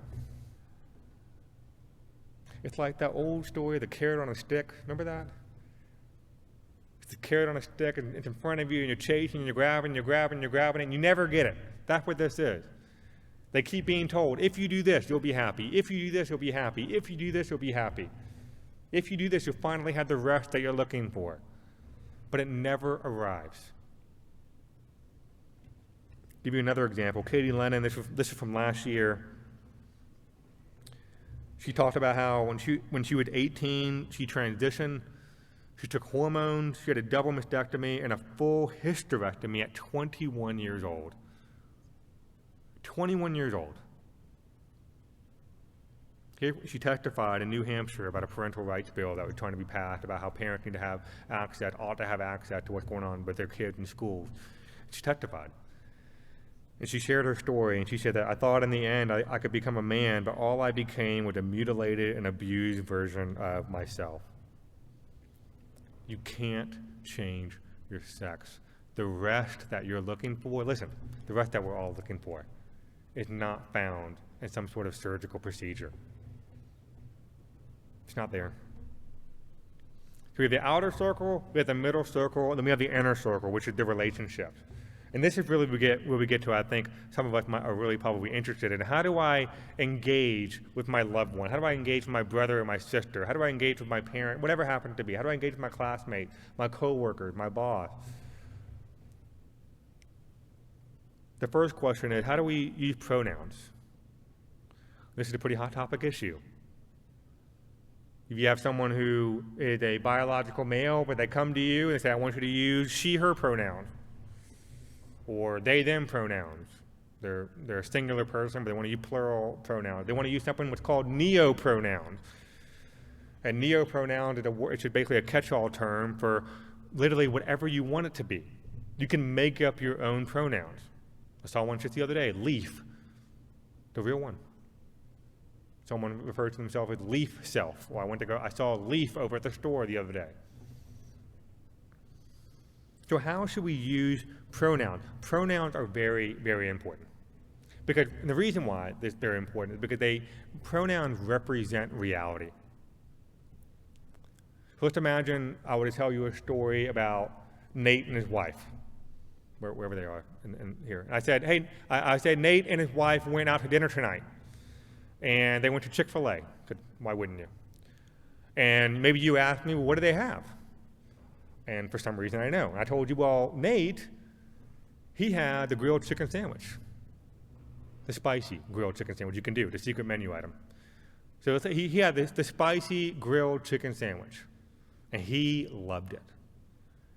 And then you asked me what his wife had. I said, well, you know what? She decided to go with the Cobb salad. That's popular. My wife loved the Cobb salad. So she decided to get the Cobb salad with 2 packets of the avocado lime ranch dressing. And she loved that too. And they split a milkshake together, because that's what you do when you're married. When you get married, you don't get any full milkshakes anymore. Now, how do you know who got what? You know who got the chicken sandwich because I said he, referring to Nate. You know that she got the salad. You know that they split the milkshake together. She, he, and they are all pronouns, and what they are doing is they're illustrating or representing what the reality is. But now we have this idea of preferred pronouns, where you can literally make up pronouns. So, as Sherwin mentioned, I live just outside Baton Rouge, so right down the street from LSU. I don't know what the policy is here. I would actually love to hear it. But on LSU's website, they have this on how to write. This is a grammar guide, a writing guide. Maybe Louisiana Tech has something like this, I don't know. But the one I want to point you to is the bottom row.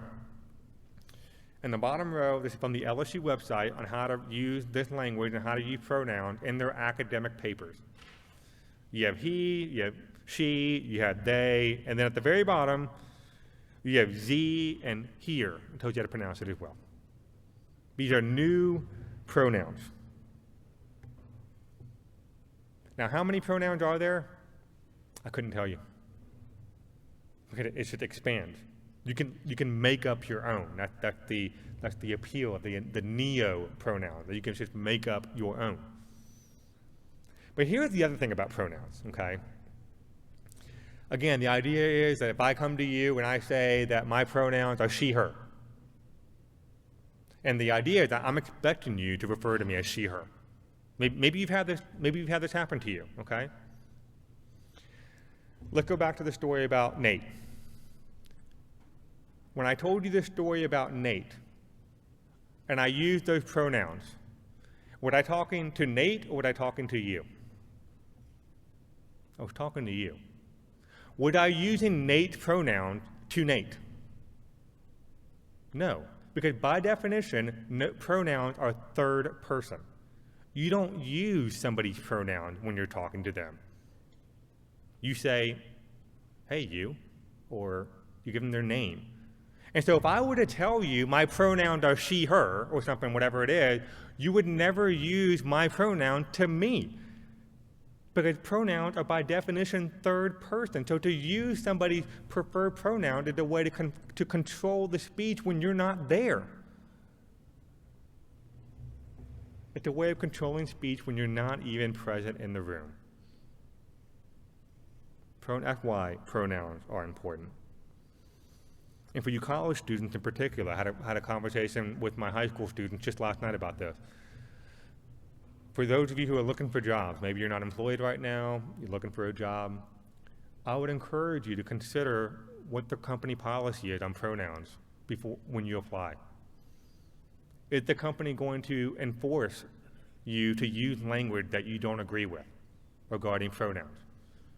What I mean by that is, if you have a male boss, and your male boss identifies as a female, and your male boss requires that you identify him as a her, are you willing to do that?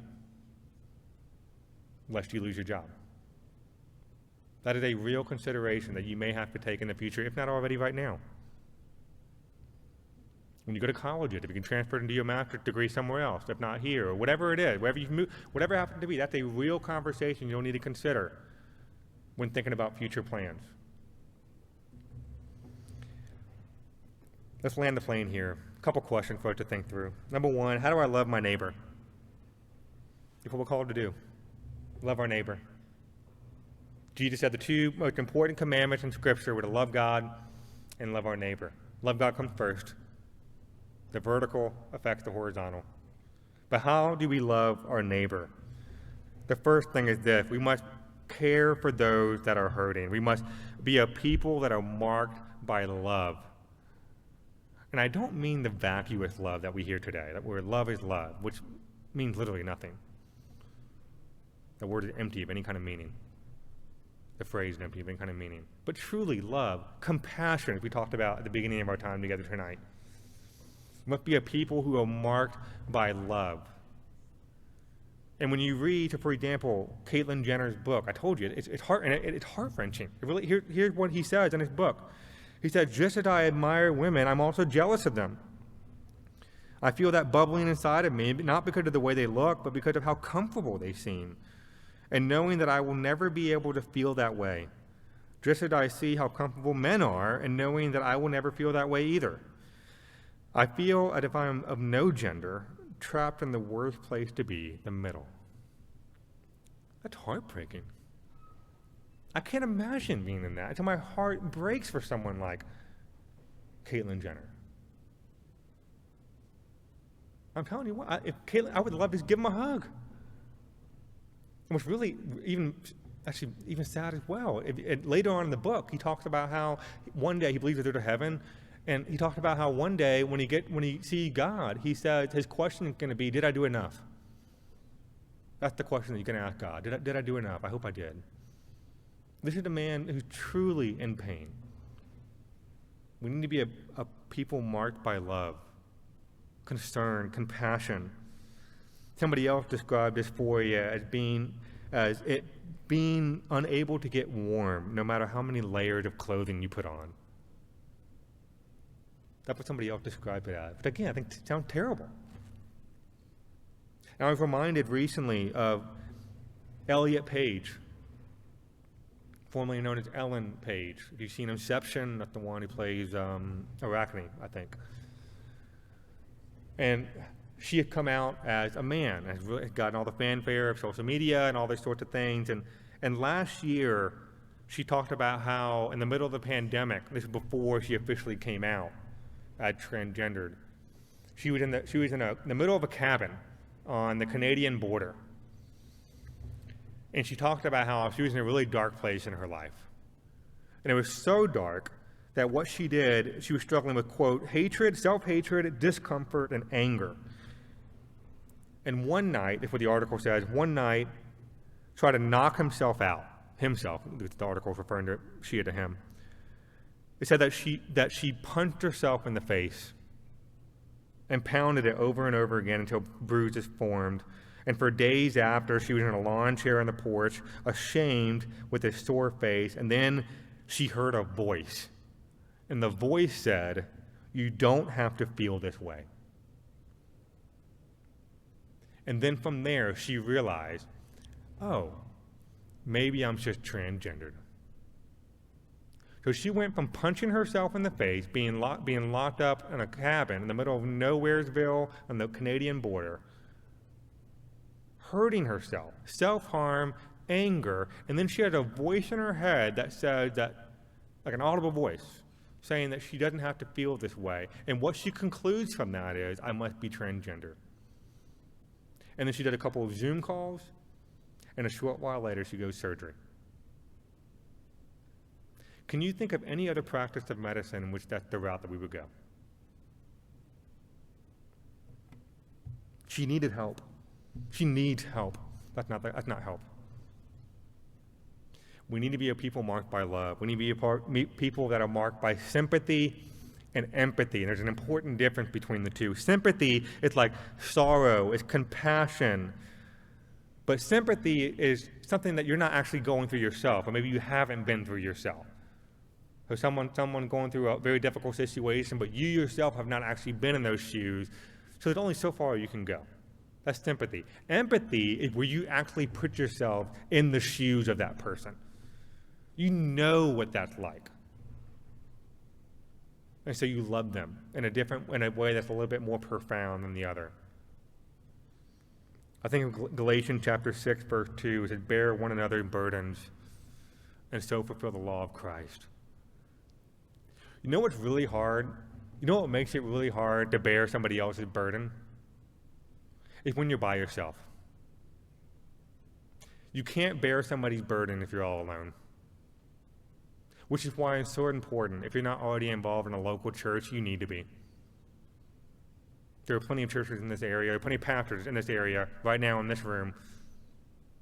If you don't have a church home, get one. You can't bear somebody else's burden when you're all alone. And somebody else can't bear your burden when you're all alone. But here's yet another important difference to make before we move to number 2, which is that loving somebody doesn't mean endorsing what they're doing. Every parent knows this. Loving somebody does not mean that you automatically affirm and endorse every decision that they're making. Matter of fact, love often does the opposite. That when somebody is walking down a path of destruction, the loving thing to do is to step in and intervene. My son is about to turn 5. We don't live on a very busy street, but cars do drive down it. And one thing I try to teach my son over and over and over again, I say, Carter, you need to look both ways before going to get our mail, or whatever it happens to be. If Carter were to run out in front of the street, maybe he knows there's a car coming, but you know what, you're 5 years old, you're not thinking, you don't understand. Would the loving thing to do be just let him go? He wants to do that after all. Or would the loving thing to do be step in and save him from getting hit by a car? Of course, that's a loving thing to do. Loving someone does not mean that you automatically affirm everything that they're doing. So here's a question. Let's imagine you have someone who identifies as transgendered, or whatever letter it happened to be in the movement. And let's imagine they're getting married. Should you go to a transgendered wedding?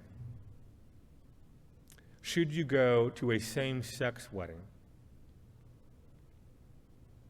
What do you do if you're invited? Should you accept it or should you not? I would argue that you should not, and here's why. I don't say that lightly. Because to attend a wedding is to endorse it. When you are present at a wedding, you are both implicitly and explicitly endorsing what is going on there. That your presence says, that's a good thing. I'm here to support this couple. And so by being there, you are endorsing it, even if not verbally, you're endorsing it physically. Now here's what you should also do, I would suggest. If somebody asks you to go to their transgender wedding or same-sex wedding, whatever it happens to be, here's how I would answer that. I would say, I'm sorry, I can't do that. It's not because I don't love you, because I do. And I love you so much that here's what I want. I want us to keep this relationship open. I still want to have a relationship with you. I still want us to be friends. And when you get back from your honeymoon, I want you and your partner to come over for dinner. And I want to continue this friendship. I want to continue this relationship with you. And the first meal when you get back in is on me. I want you to come over. That's how much I love you. But I can't go to this wedding. Because to go is to endorse it. And here's how we know. Here's another reason that we know it endorses it. The reason why we know that it endorses it is because of the backlash that happens when you don't go. Because if you don't go, what happens? Oh, you're a bigot. You should hate us. You're just not loving. Why? Because it goes the other way. If you don't go, then you're not endorsing it. It's understood that way as well. Is that an easy conversation to have? I'm not saying that at all. That's a heartbreaking conversation to have. But love says hard things sometimes. Loving someone does not mean that you automatically affirm everything that they're doing. That's number one. We need to be a people marked by love. Number two, we must tell them the better story. We all live by stories. We're creatures of stories. And we must tell them the better story, the story of reality, one might say. Back in the 70s, Well, here's the better story. The better story is that you're not here by accident. That's one of the stories. One of the stories, as I mentioned earlier, you're not here by accident. You're here because a good and gracious God decided that you would be. You're not here by accident. But in the 70s, 1977, NASA sent out a space probe called the Voyager 1. And the Voyager 1, the whole purpose of the Voyager 1 in 1977 was to go out and explore the outer limits of the solar system. It's still being used. And as of a couple days ago, it's currently over 15 billion miles away. 15 billion miles away, which would mean that if you were to leave this evening, and because you're law-abiding citizens, you never went over 60 miles an hour, and you somehow never stopped, it would take you 28,538 years to get there. Well, a couple years later, in 1990, February 14th, actually, was a couple years ago yesterday. On Valentine's Day, in 1990, Carl Sagan, the very famous scientist, asked NASA, said, NASA, turn the camera around and let us see what Earth looks like.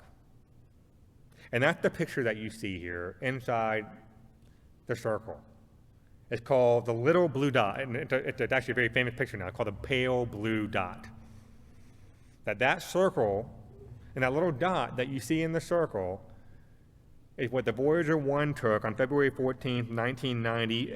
Then, it was 4 billion, only 4 billion miles away. Right now, 15 billion, back then it was only 4.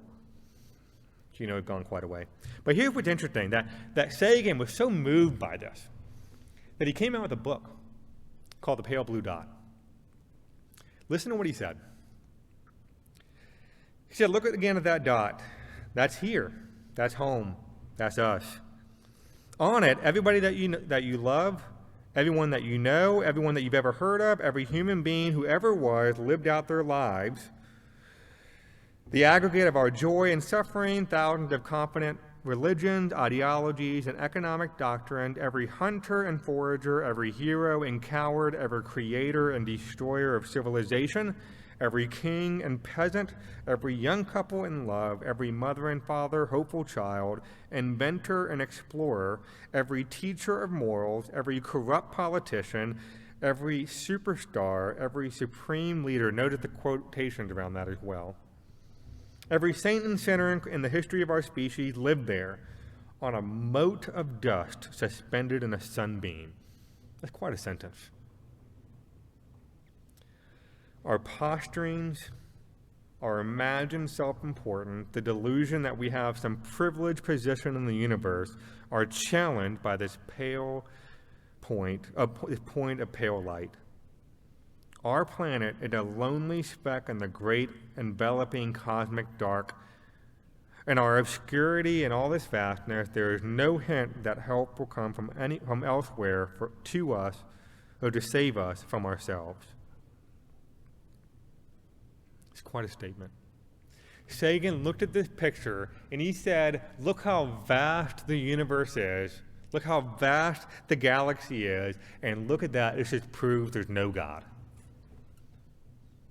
We're just a speck of dust. You're here, you die, that's it. The Christian looks at that, and instead of saying, like Sagan, look how great our universe is, the Christian says, look how great our God is. The Christian might call to mind Psalm 19:1, where it says that the heavens declare the glory of God, and the sky above proclaims its handiwork. The same picture, two entirely different reactions. But again, if we're here by accident, then where did this feeling that things ought to be different come from? Which is really the heart of the transgender movement. Those things need to be different. But where does that feeling even come from? But listen, if you're not here by accident, that means you're here by choice. If you're not here by accident, that means that you're here by choice. This picture in 1958 was a copy of a Da Vinci painting. And it was bought, I think, at a garage sale. in 1958, at that time, for $60, which counting for inflation, which is quite a lot, it would be $632 in today's money, which is no small amount of money. But maybe for a piece of art, certainly for a copy of a Da Vinci, may be reasonable. In 2017, this same picture that was sold for $600 in today's money was then sold for $450 million. Same picture. Went from $600 to $450 million. Why in the world would somebody spend $450 million for a copy of a Da Vinci painting? You know why? Because it wasn't a copy. It was an original. Somebody somehow stumbled across an original Da Vinci painting. I think it was in a garage sale. And when it was just a copy, just nothing special about it, just ran through the printer, whatever, $60, whatever, $600 in today's money. But because Da Vinci's hands were on it, well, that drove the price right up. And it went from $600 to $650 million, all because Da Vinci's personal hand was on it. It makes all the difference in the world, and whether you're here by accident or by choice. Because if you're here by accident, there's no rhyme or reason to life. You're just a cosmic accident. You live, you die, that's it. But if you're here by choice, and that means that God's hand is on you, and you're created with intention. You're created with love. And whatever dysphoria you might have, whatever uncomfortable angst you might have in the moment, you're created by a good God whose hand knitted you in your mother's womb. That makes a world of difference. Which is why every time you and I struggle with something, we think, again, that carrot on the stick, that the girl who thought if she should transition and do this, then she'd be happy, and then she would do this, and she'd be happy, and then she would do this, and then she'd be happy. And it never worked. And over 50 years ago, a guy named C.S. Lewis gave a series of talks over the radio, which later became Mere Christianity. And in that talk, he talked about how we all have these desires, but yet they always leave us wanting in the end. So he gives an example. He says that a duck wants to swim, has just a desire to swim. Like, you don't have to teach a duck to swim, it just automatically swims. There's such a thing as water. He talked about how men just naturally have a sexual desire. Well, there's such a thing as sex. And so he gives all these examples of how we have these innate desires in us, which seem to speak and indicate that there's a greater reality that their desires correspond to. But what C.S. Lewis, I think, so rightfully points out is he said that those desires point to something that is greater than the desire itself, truer than the desire itself. That the desires themselves were not meant to terminate on themselves, but rather to drive us to the giver of those things, which is ultimately God. There's a reason why the new car smell goes away after a while. There's a reason why whenever you spend $1,000 on the newest phone or trade it in or whatever deal they got now, whenever you get something new, you're so excited for like 3 seconds. And then a week later, it loses its appeal, and you already found somebody, they already came out with another iPhone. Or they come out with a nicer car than yours, or somebody else has more money than you do, whatever it happens to be. All those things, you think if you get them, you'll finally be at rest. And it never happens. You think money's going to do it. Money never does it. There's always going to be a Jeff Bezos. There's always going to be Elon Musk. It used to be Bill Gates, and then there was Bezos, and now it's Elon Musk, and I'm sure someday there'll be somebody richer than him. It's hard to imagine that, but I'm sure it'll happen.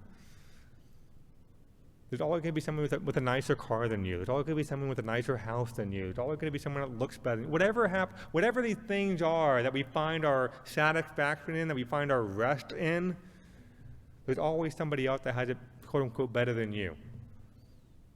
And so instead of trying to find our satisfaction in those things, instead we need to find it in God. Which brings us to point number 3.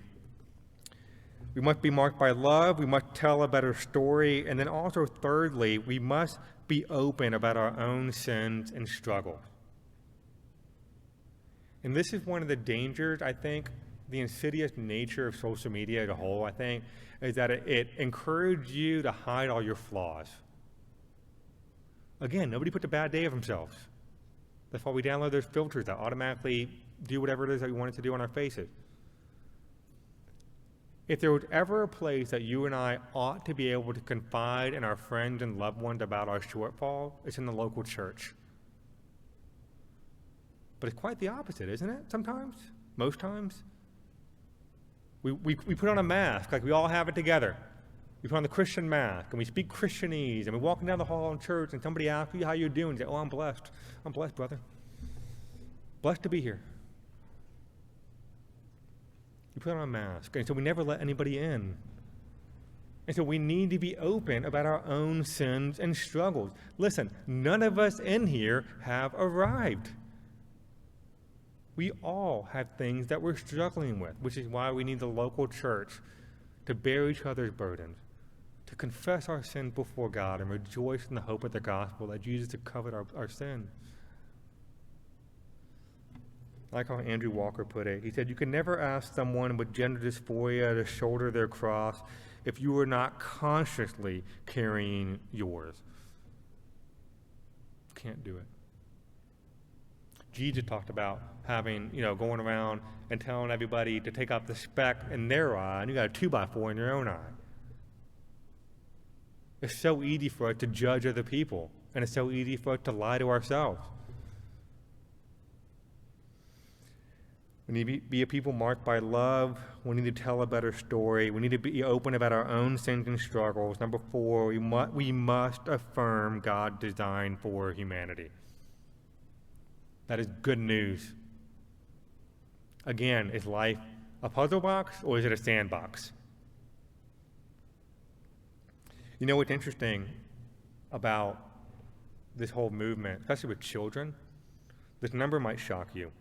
80 to 95% of children with gender dysphoria, they naturally grow out of it if they're not encouraged to transition. That is an incredible number. 80 to 95% of children will naturally grow out of it if they are not forced or coerced to try to transition, quote unquote transition.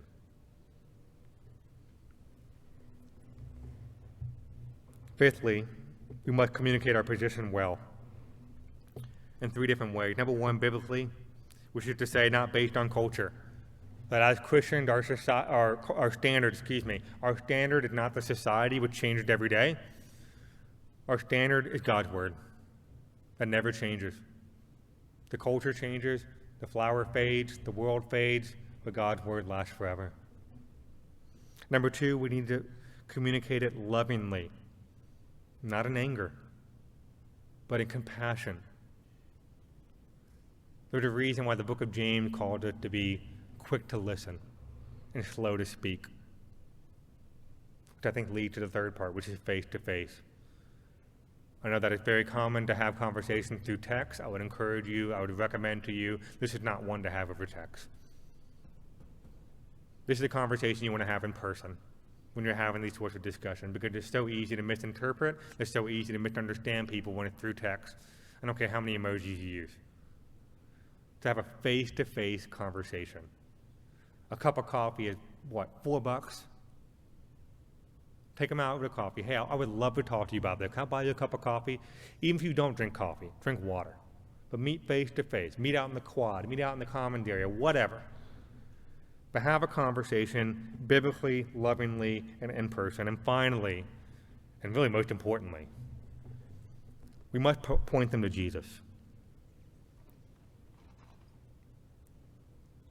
I can't save anyone. You know what? You can't either. We're not God. I would make a terrible savior, and so would you. I can't save anybody, but I know someone who can. And the gospel, the good news of the gospel is that while we were enemies of God, Christ died for us. That while I hated God, God reached down in love and in grace and provided the way of salvation that we all desperately need. That if I confess with my mouth that Jesus is Lord and I believe that God has raised him from the dead, I will be saved. Not maybe, not if God's in a good mood, not if I give him money first, not if I better myself up first, not if I stop cussing, not if whatever it is. Call upon the name of the Lord and you will be saved. Because again, so much at the heart of the transgender movement is this desire for rest, this desire for satisfaction. And I can't help but go to Matthew 11. One of my favorite scriptures in all of Scripture, where Jesus looks out to all the people and he sees people who are suffering. And he says, come to me who are heavy, who are weary, who are heavy laden, who are burdened, who are suffering. Trade bags with me. Give me your burden, I'll give you mine. Mine's light, yours is heavy, let's trade. He said, come all to me who are weary, who are worn out, who are looking for rest. And look what Jesus says. I will give you rest. That's someone who can save, and that's the only hope that you and I have. Let's pray together. Father, I thank you for the promises of your scripture which never change, the goodness of your word that never change, and I thank you for the sweetness and the beauty of the gospel. That only in Christ can we truly be saved. Only in Christ can we truly have hope. And I see these beautiful words of Jesus in Matthew 11:28, that when we come to Christ, we will have the rest that we are looking for and the rest that we need. Because the rest is a byproduct of knowing you. So, Father, I pray you give us a compassion for others, that we would not stand on some sort of high ground, but that we would be open about our own flaws and our own shortcomings, and that we would be bold enough and loving enough to reach out and stand on biblical conviction and point people to the author and the finisher of our faith and the source of our hope, which is the risen Jesus. Help us to love others and serve others well. We ask all this in Jesus' name. Amen. Thank you.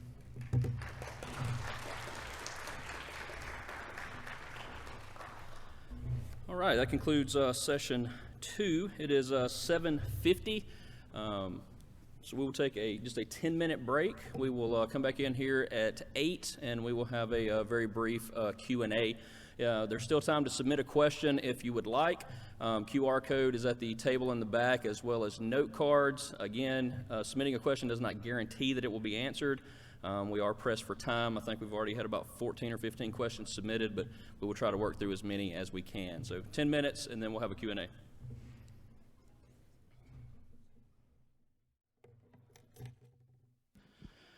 If we could have everybody start making their way back to their seats, we're going to begin our Q&A session.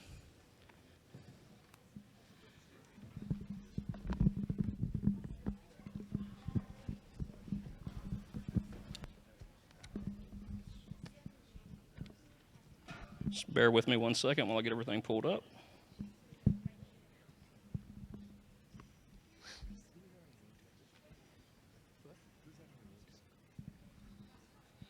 I have no idea. It was a Christi training event, and these were placards they handed out for you to write your name on it, so it's just like a stock photo. Oh, wow.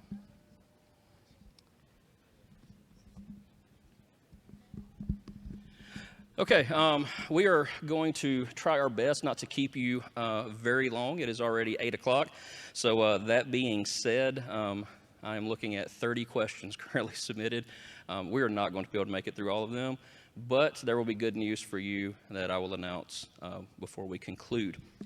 So without further ado, let's just start diving into these. Alex, I'll just read the questions off and just kind of let you field them, and I may weigh in occasionally. The first one we have is, how often is transgenderism linked to sexual, domestic, or emotional abuse, And if it occurs outside of those reasons, why might that be?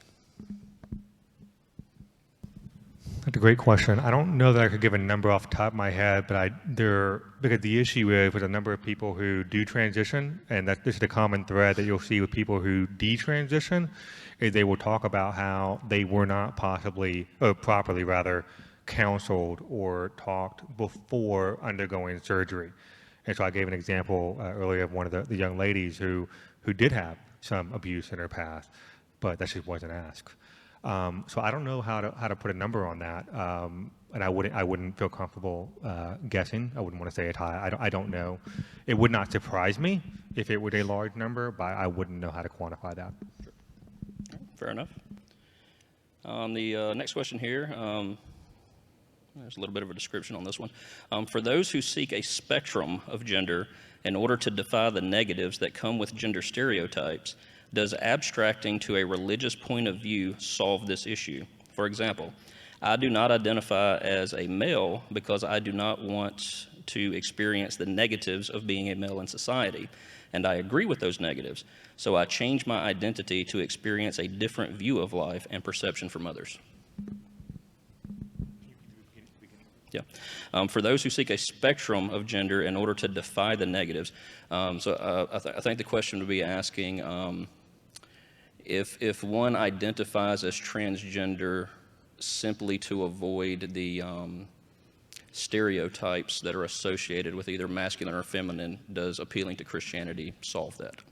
Okay. Yeah. So I think one of the what's interesting about the moving to the transgender or even just the LGBTQ plus camp, again, I mentioned that it's a new binary, rejecting an old one in favor of a new one, which is why you have ally. So this is not someone who'd even transitioning themselves. This is not someone who's attracted to someone of the same sex. This is just someone who's simply an ally, so now you're part of this camp. When it comes to gender stereotypes, it wasn't that long ago where when you had a masculine female, they were just called tomboys. And there was nothing wrong with that. It was just you had girls who liked to roughhouse with the boys, or they got dirty with the boys, or whatever. Growing up, they had quote-unquote masculine traits. Or on the other side, you had men who had quote-unquote feminine traits, maybe men who did stereotypically feminine things. But at the end, Andrew Walker makes this a great point in his book, Understanding the Transgender Debate, I think is what it's called. And he actually calls out parents for this. And what he says is that a lot of fathers, and parents, but fathers in particular, what they seem to be more concerned about is their sons or their daughters fitting some sort of specific stereotype. So an example he'll give, he says, there's a stereotype that men don't cry. And so if you have a son who's a little bit more on the softer side, you should tell him, men don't cry, don't do that. Because he's trying to fit some sort of norm that he has in his mind. Or with it's a girl, you have a tomboy girl. Oh no, women don't, climb trees. Women do whatever it happens to be, So these are just American cultural stereotypes. And what Walker points out is that there are so many parents who are concerned about the wrong thing. Instead of focusing on whether their child fits some sort of box, they need to focus on their child knowing Christ. So that's what needs to come first. Yeah. So the second half of that question, I think, has to do with does going to Christianity change anything? Is that the question? Yeah, that's the summary of the question. Yeah, so I would say then that what's wonderful about the Christian perspective, I think, on that is that the stereotypes are secondary. So we have, one thing, so I'm on staff at First Baptist Church of Gonzales, and one of the things that we often talk about is that we're a multi-generational church. Up until about a year or two ago, we had a man who was the oldest in the oldest marriage, the longest marriage in the state of Louisiana. One of our men who's still alive, Mr. GW, a very sweet man. We have older people, we have young people, we have people from all different walks of life, all different interests, all different hobbies. What unifies us is not that necessarily that we all in the same building, but rather we all have the same Savior. And so we have different interests, we have different hobbies, we have different proclivities, we have different tendencies, we have all these different things. We have some men who are more the quote-unquote effeminate side. We have some women who are more quote-unquote masculine, however you want to define that. But what matters most is that our primary identity is in Christ, and everything else is secondary. Yeah, I would just echo everything that was said there. I think it was I think Jordan Peterson actually talks about this a little bit too, talking about basically gender temperament as opposed to gender identity and the perpetuation of gender stereotypes. Like Alex was talking about the idea of a tomboy, right? You have the stereotypical male, you have the stereotypical female, and if you don't fit in that mold, then today's ideology would say that, well, if you don't fit in the mold of masculine, then you are female. But even when we look at Scripture, there's a spectrum of gender expression. Not a spectrum of genders, but a spectrum of gender expression. You take Jacob, for example, is said to have stayed around the tents and cooked. In today's modern society, that would be stereotypically female. You take the Proverbs 31 woman who had a job and owned land and had her own business outside of the home. That's stereotypically male language. And so we see a spectrum of expression in these things, but not necessarily a spectrum of gender specifically or sex, as you identified earlier. One more thing about the stereotype thing, what's really interesting is that when you look at the feminism movement up over the last 40, 50, 60 years or so, especially in the 70s, the whole idea behind, or one of the main ideas behind the feminism movement is that men and women are absolutely equal in every single way, or they ought to be seen as such. And so everything a man can do, a woman can do as well. We're more than just making a sandwich for the husband when they get home. We're more than just wearing an apron and cleaning the kitchen and cleaning the house. We're more than that. Don't put us in this box. We can do more. That was the whole idea behind the feminism movement. We're more than those things. What's interesting is that when you look at the transgender movement, that you have the feminists who are now coming out against it, because what's happening is all the boxes, all the walls rather, that feminism sought to break down, like we're more than this as women, we're not just wearing an apron, we're not just doing this. Well, how do you know that someone is transgender? Because they're enacting all these stereotypes. For example, Dylan Mulvaney, what's he doing? He's hopping around in pigtails. He's wearing skimpy clothing. He's acting like a very effeminate young girl. All the stereotypes that the feminists spent years and decades trying to break down are now being brought up in the name of transgenderism. Next question. Would you say that religion, or Christianity specifically, is a deus ex machina to society's tumultuous plot? For those of you who don't know, deus ex machina is God of the machine. I think that would be akin to probably Marx's claim that religion is the opiate of the masses. It's an interesting question. I've never heard it phrased that way. I don't know that I would say, it's really interesting to put it phrased that way. And the reason why I don't know that I quite see it in that sense is because I think that assumes that Christianity is just a method. It's just a recipe for success. That it's just a way to tweak the dials, as it were, to get a successful outcome. Whereas it could conceivably be another way of doing things, to where if you do it this way and tweak everything right, then maybe you'll get another successful outcome as well. But if Christianity is true, and specifically, if Jesus Christ really is the Son of God and Jesus really is risen from the dead, then Paul said in 1 Corinthians 15, that's all that matters. That's the most important thing that matters. And so it's not just a God in the machine thing that it just provides a source of comfort. It makes a difference on if it's true. And what's interesting is there was a guy who was over, I think it was in the Soviet Union or Yugoslavia, who quoted on the idea of religion being the opiate of the masses. That's Marx. And he actually commented on that. He said, this is back in the mid-20th century, and he said the real opiate of the masses is not Christianity. The real opiate of the masses is the idea that there actually is no life after death. Because if there is no life after death, then Hitler gets away with it. Pol Pot gets away with it.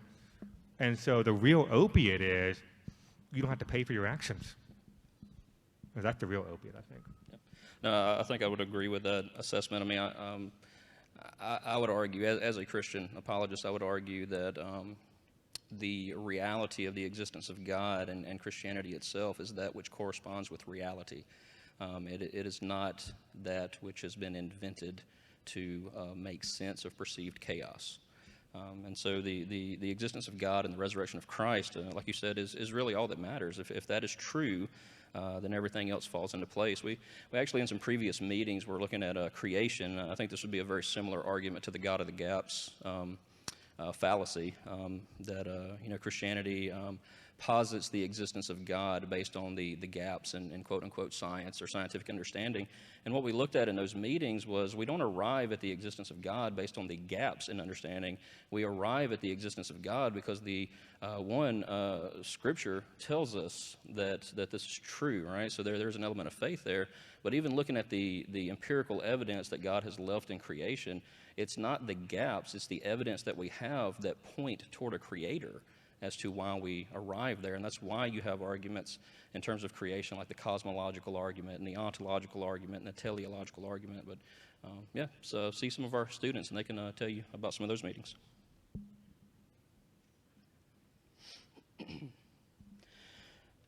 This one has a little more to do specifically with homosexuality, more so than transgenderism. It says in all the scriptures cited for being against homosexuality, they all say that a man cannot lay with a man as he lays with a woman.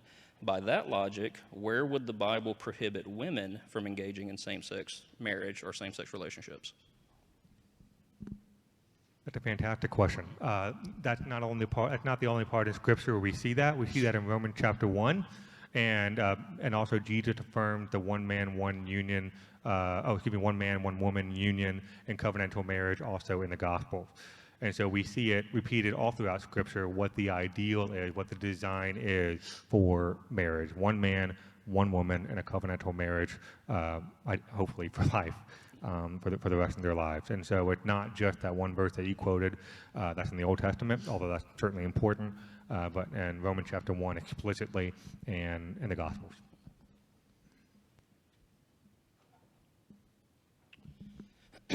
Next question.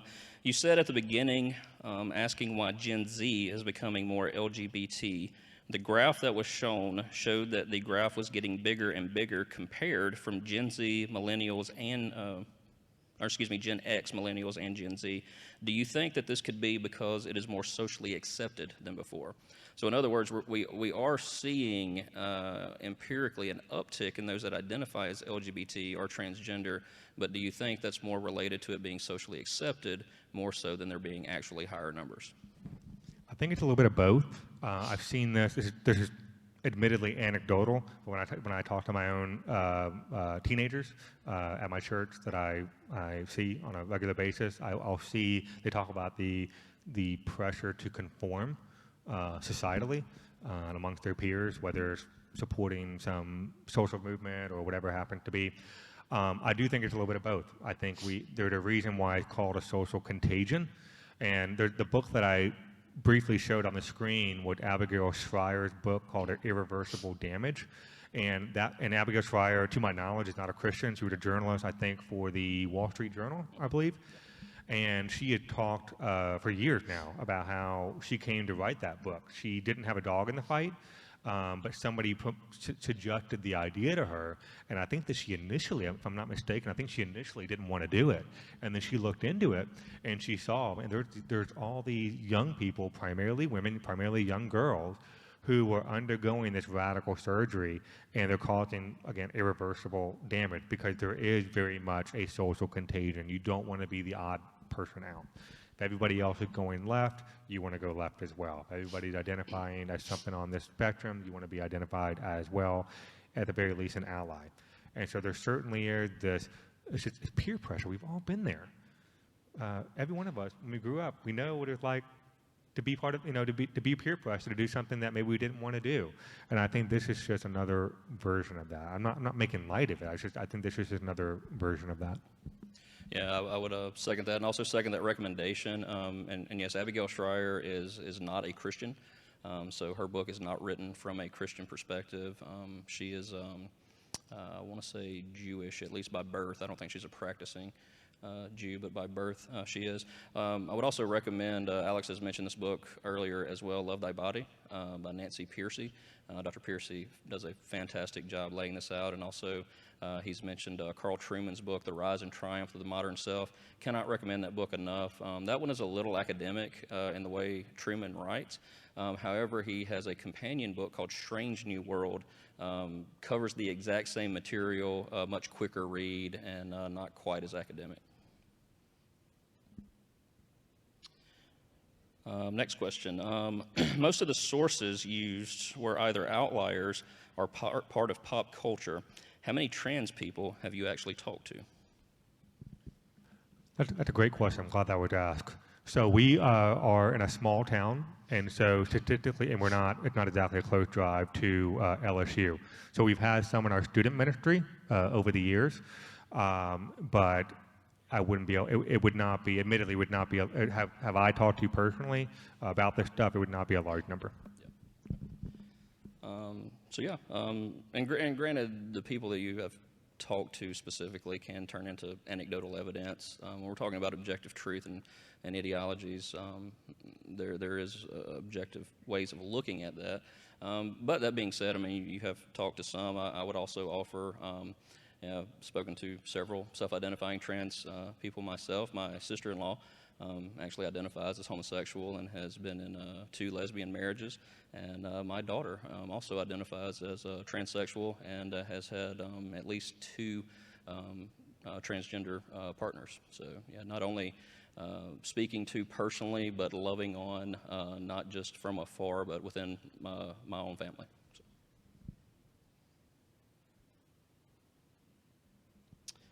You keep citing pop culture and celebrities, but not everyone supports the mainstream LGBT movement. Do you believe that most of the movement is part of mainstream culture? Yes. I'll expand on that. Yes, I did cite a lot of pop culture for a reason, because there are certainly lots of academic works that are out there. I cited Paul McHugh, who again, it was the lead psychiatrist at Johns Hopkins. I think it's a little bit of both that I wanted to mix, but I do think that the movers and shakers in society, unfortunately, are the entertainers.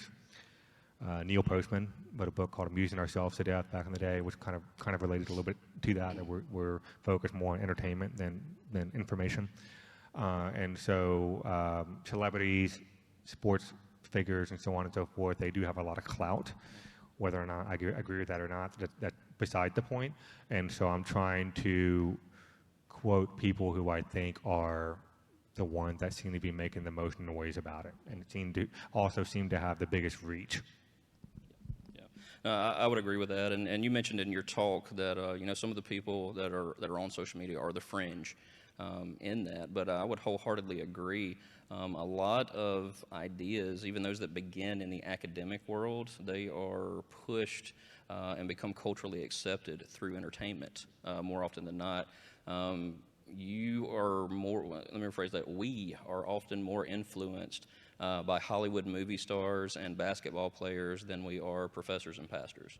And I think that's just a truth that we need to do some self-inspection about. How do you define objective truth, and how is it objective? Wonderful question. Objective truth, a truth that is not. So you have 2 types of truth. You have objective truth and subjective truth. So I'll start with the second one. Subjective truth would be something that is personal opinion or personal taste. So I am from Florida, specifically from Tampa, and so of course, because I'm in Tampa, I believe, and I'm probably right, that the Buccaneers are a better football team than the Saints. Now I think about it, that works both ways. It actually works objectively because they had a better record too. But I could say, I believe the Buccaneers have a better uniform than the Saints. That'd be a dumb example, but that's subject. That's my personal taste, my personal opinion. Another subjective opinion might be, I love red beans and rice. My wife doesn't. She's from Louisiana. And so that's just something that is preference, that is personal taste. An objective truth, and this is a wonderful discussion that I could spend a whole night on just by itself, is something that is not dependent on what somebody thinks. So an objective truth would be something like you and I, we are all having this conversation here, and it is February 15th, 2024. That's an objective reality. If you leave tonight and and somebody asks you how you spent your evening, and you said that you were at Disney World, you were objectively wrong. So objective truth is not contingent upon opinion.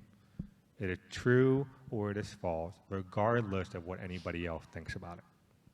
You know what was the second half? It was how do you define objective Well, truth? and so that's how I defined it. There are things that we can objectively know. And this is another, and to kind of go down a very brief segue, is I would argue that the Christian worldview actually provides the framework for an objective truth. If we go back again to using the two examples of a puzzle box and a sandbox, I would argue respectfully that anything outside of Christianity would be that sandbox. We're making it up as we go along. We're making up the rules. You know, slavery used to be perfectly fine until recent history, but now, you know, we know better. So we think. And so moral change, opinion change, it's not really wrong. We should think it's wrong now if you follow that logic to its conclusion. But the Christian can say, no, something like slavery was always wrong. It is wrong, immorally wrong, to kidnap another human being, particularly because of the skin color, what we used to hear in the American South. And so if you don't have God, I don't think you have a grounding for objective morals. All you have is your mere opinion.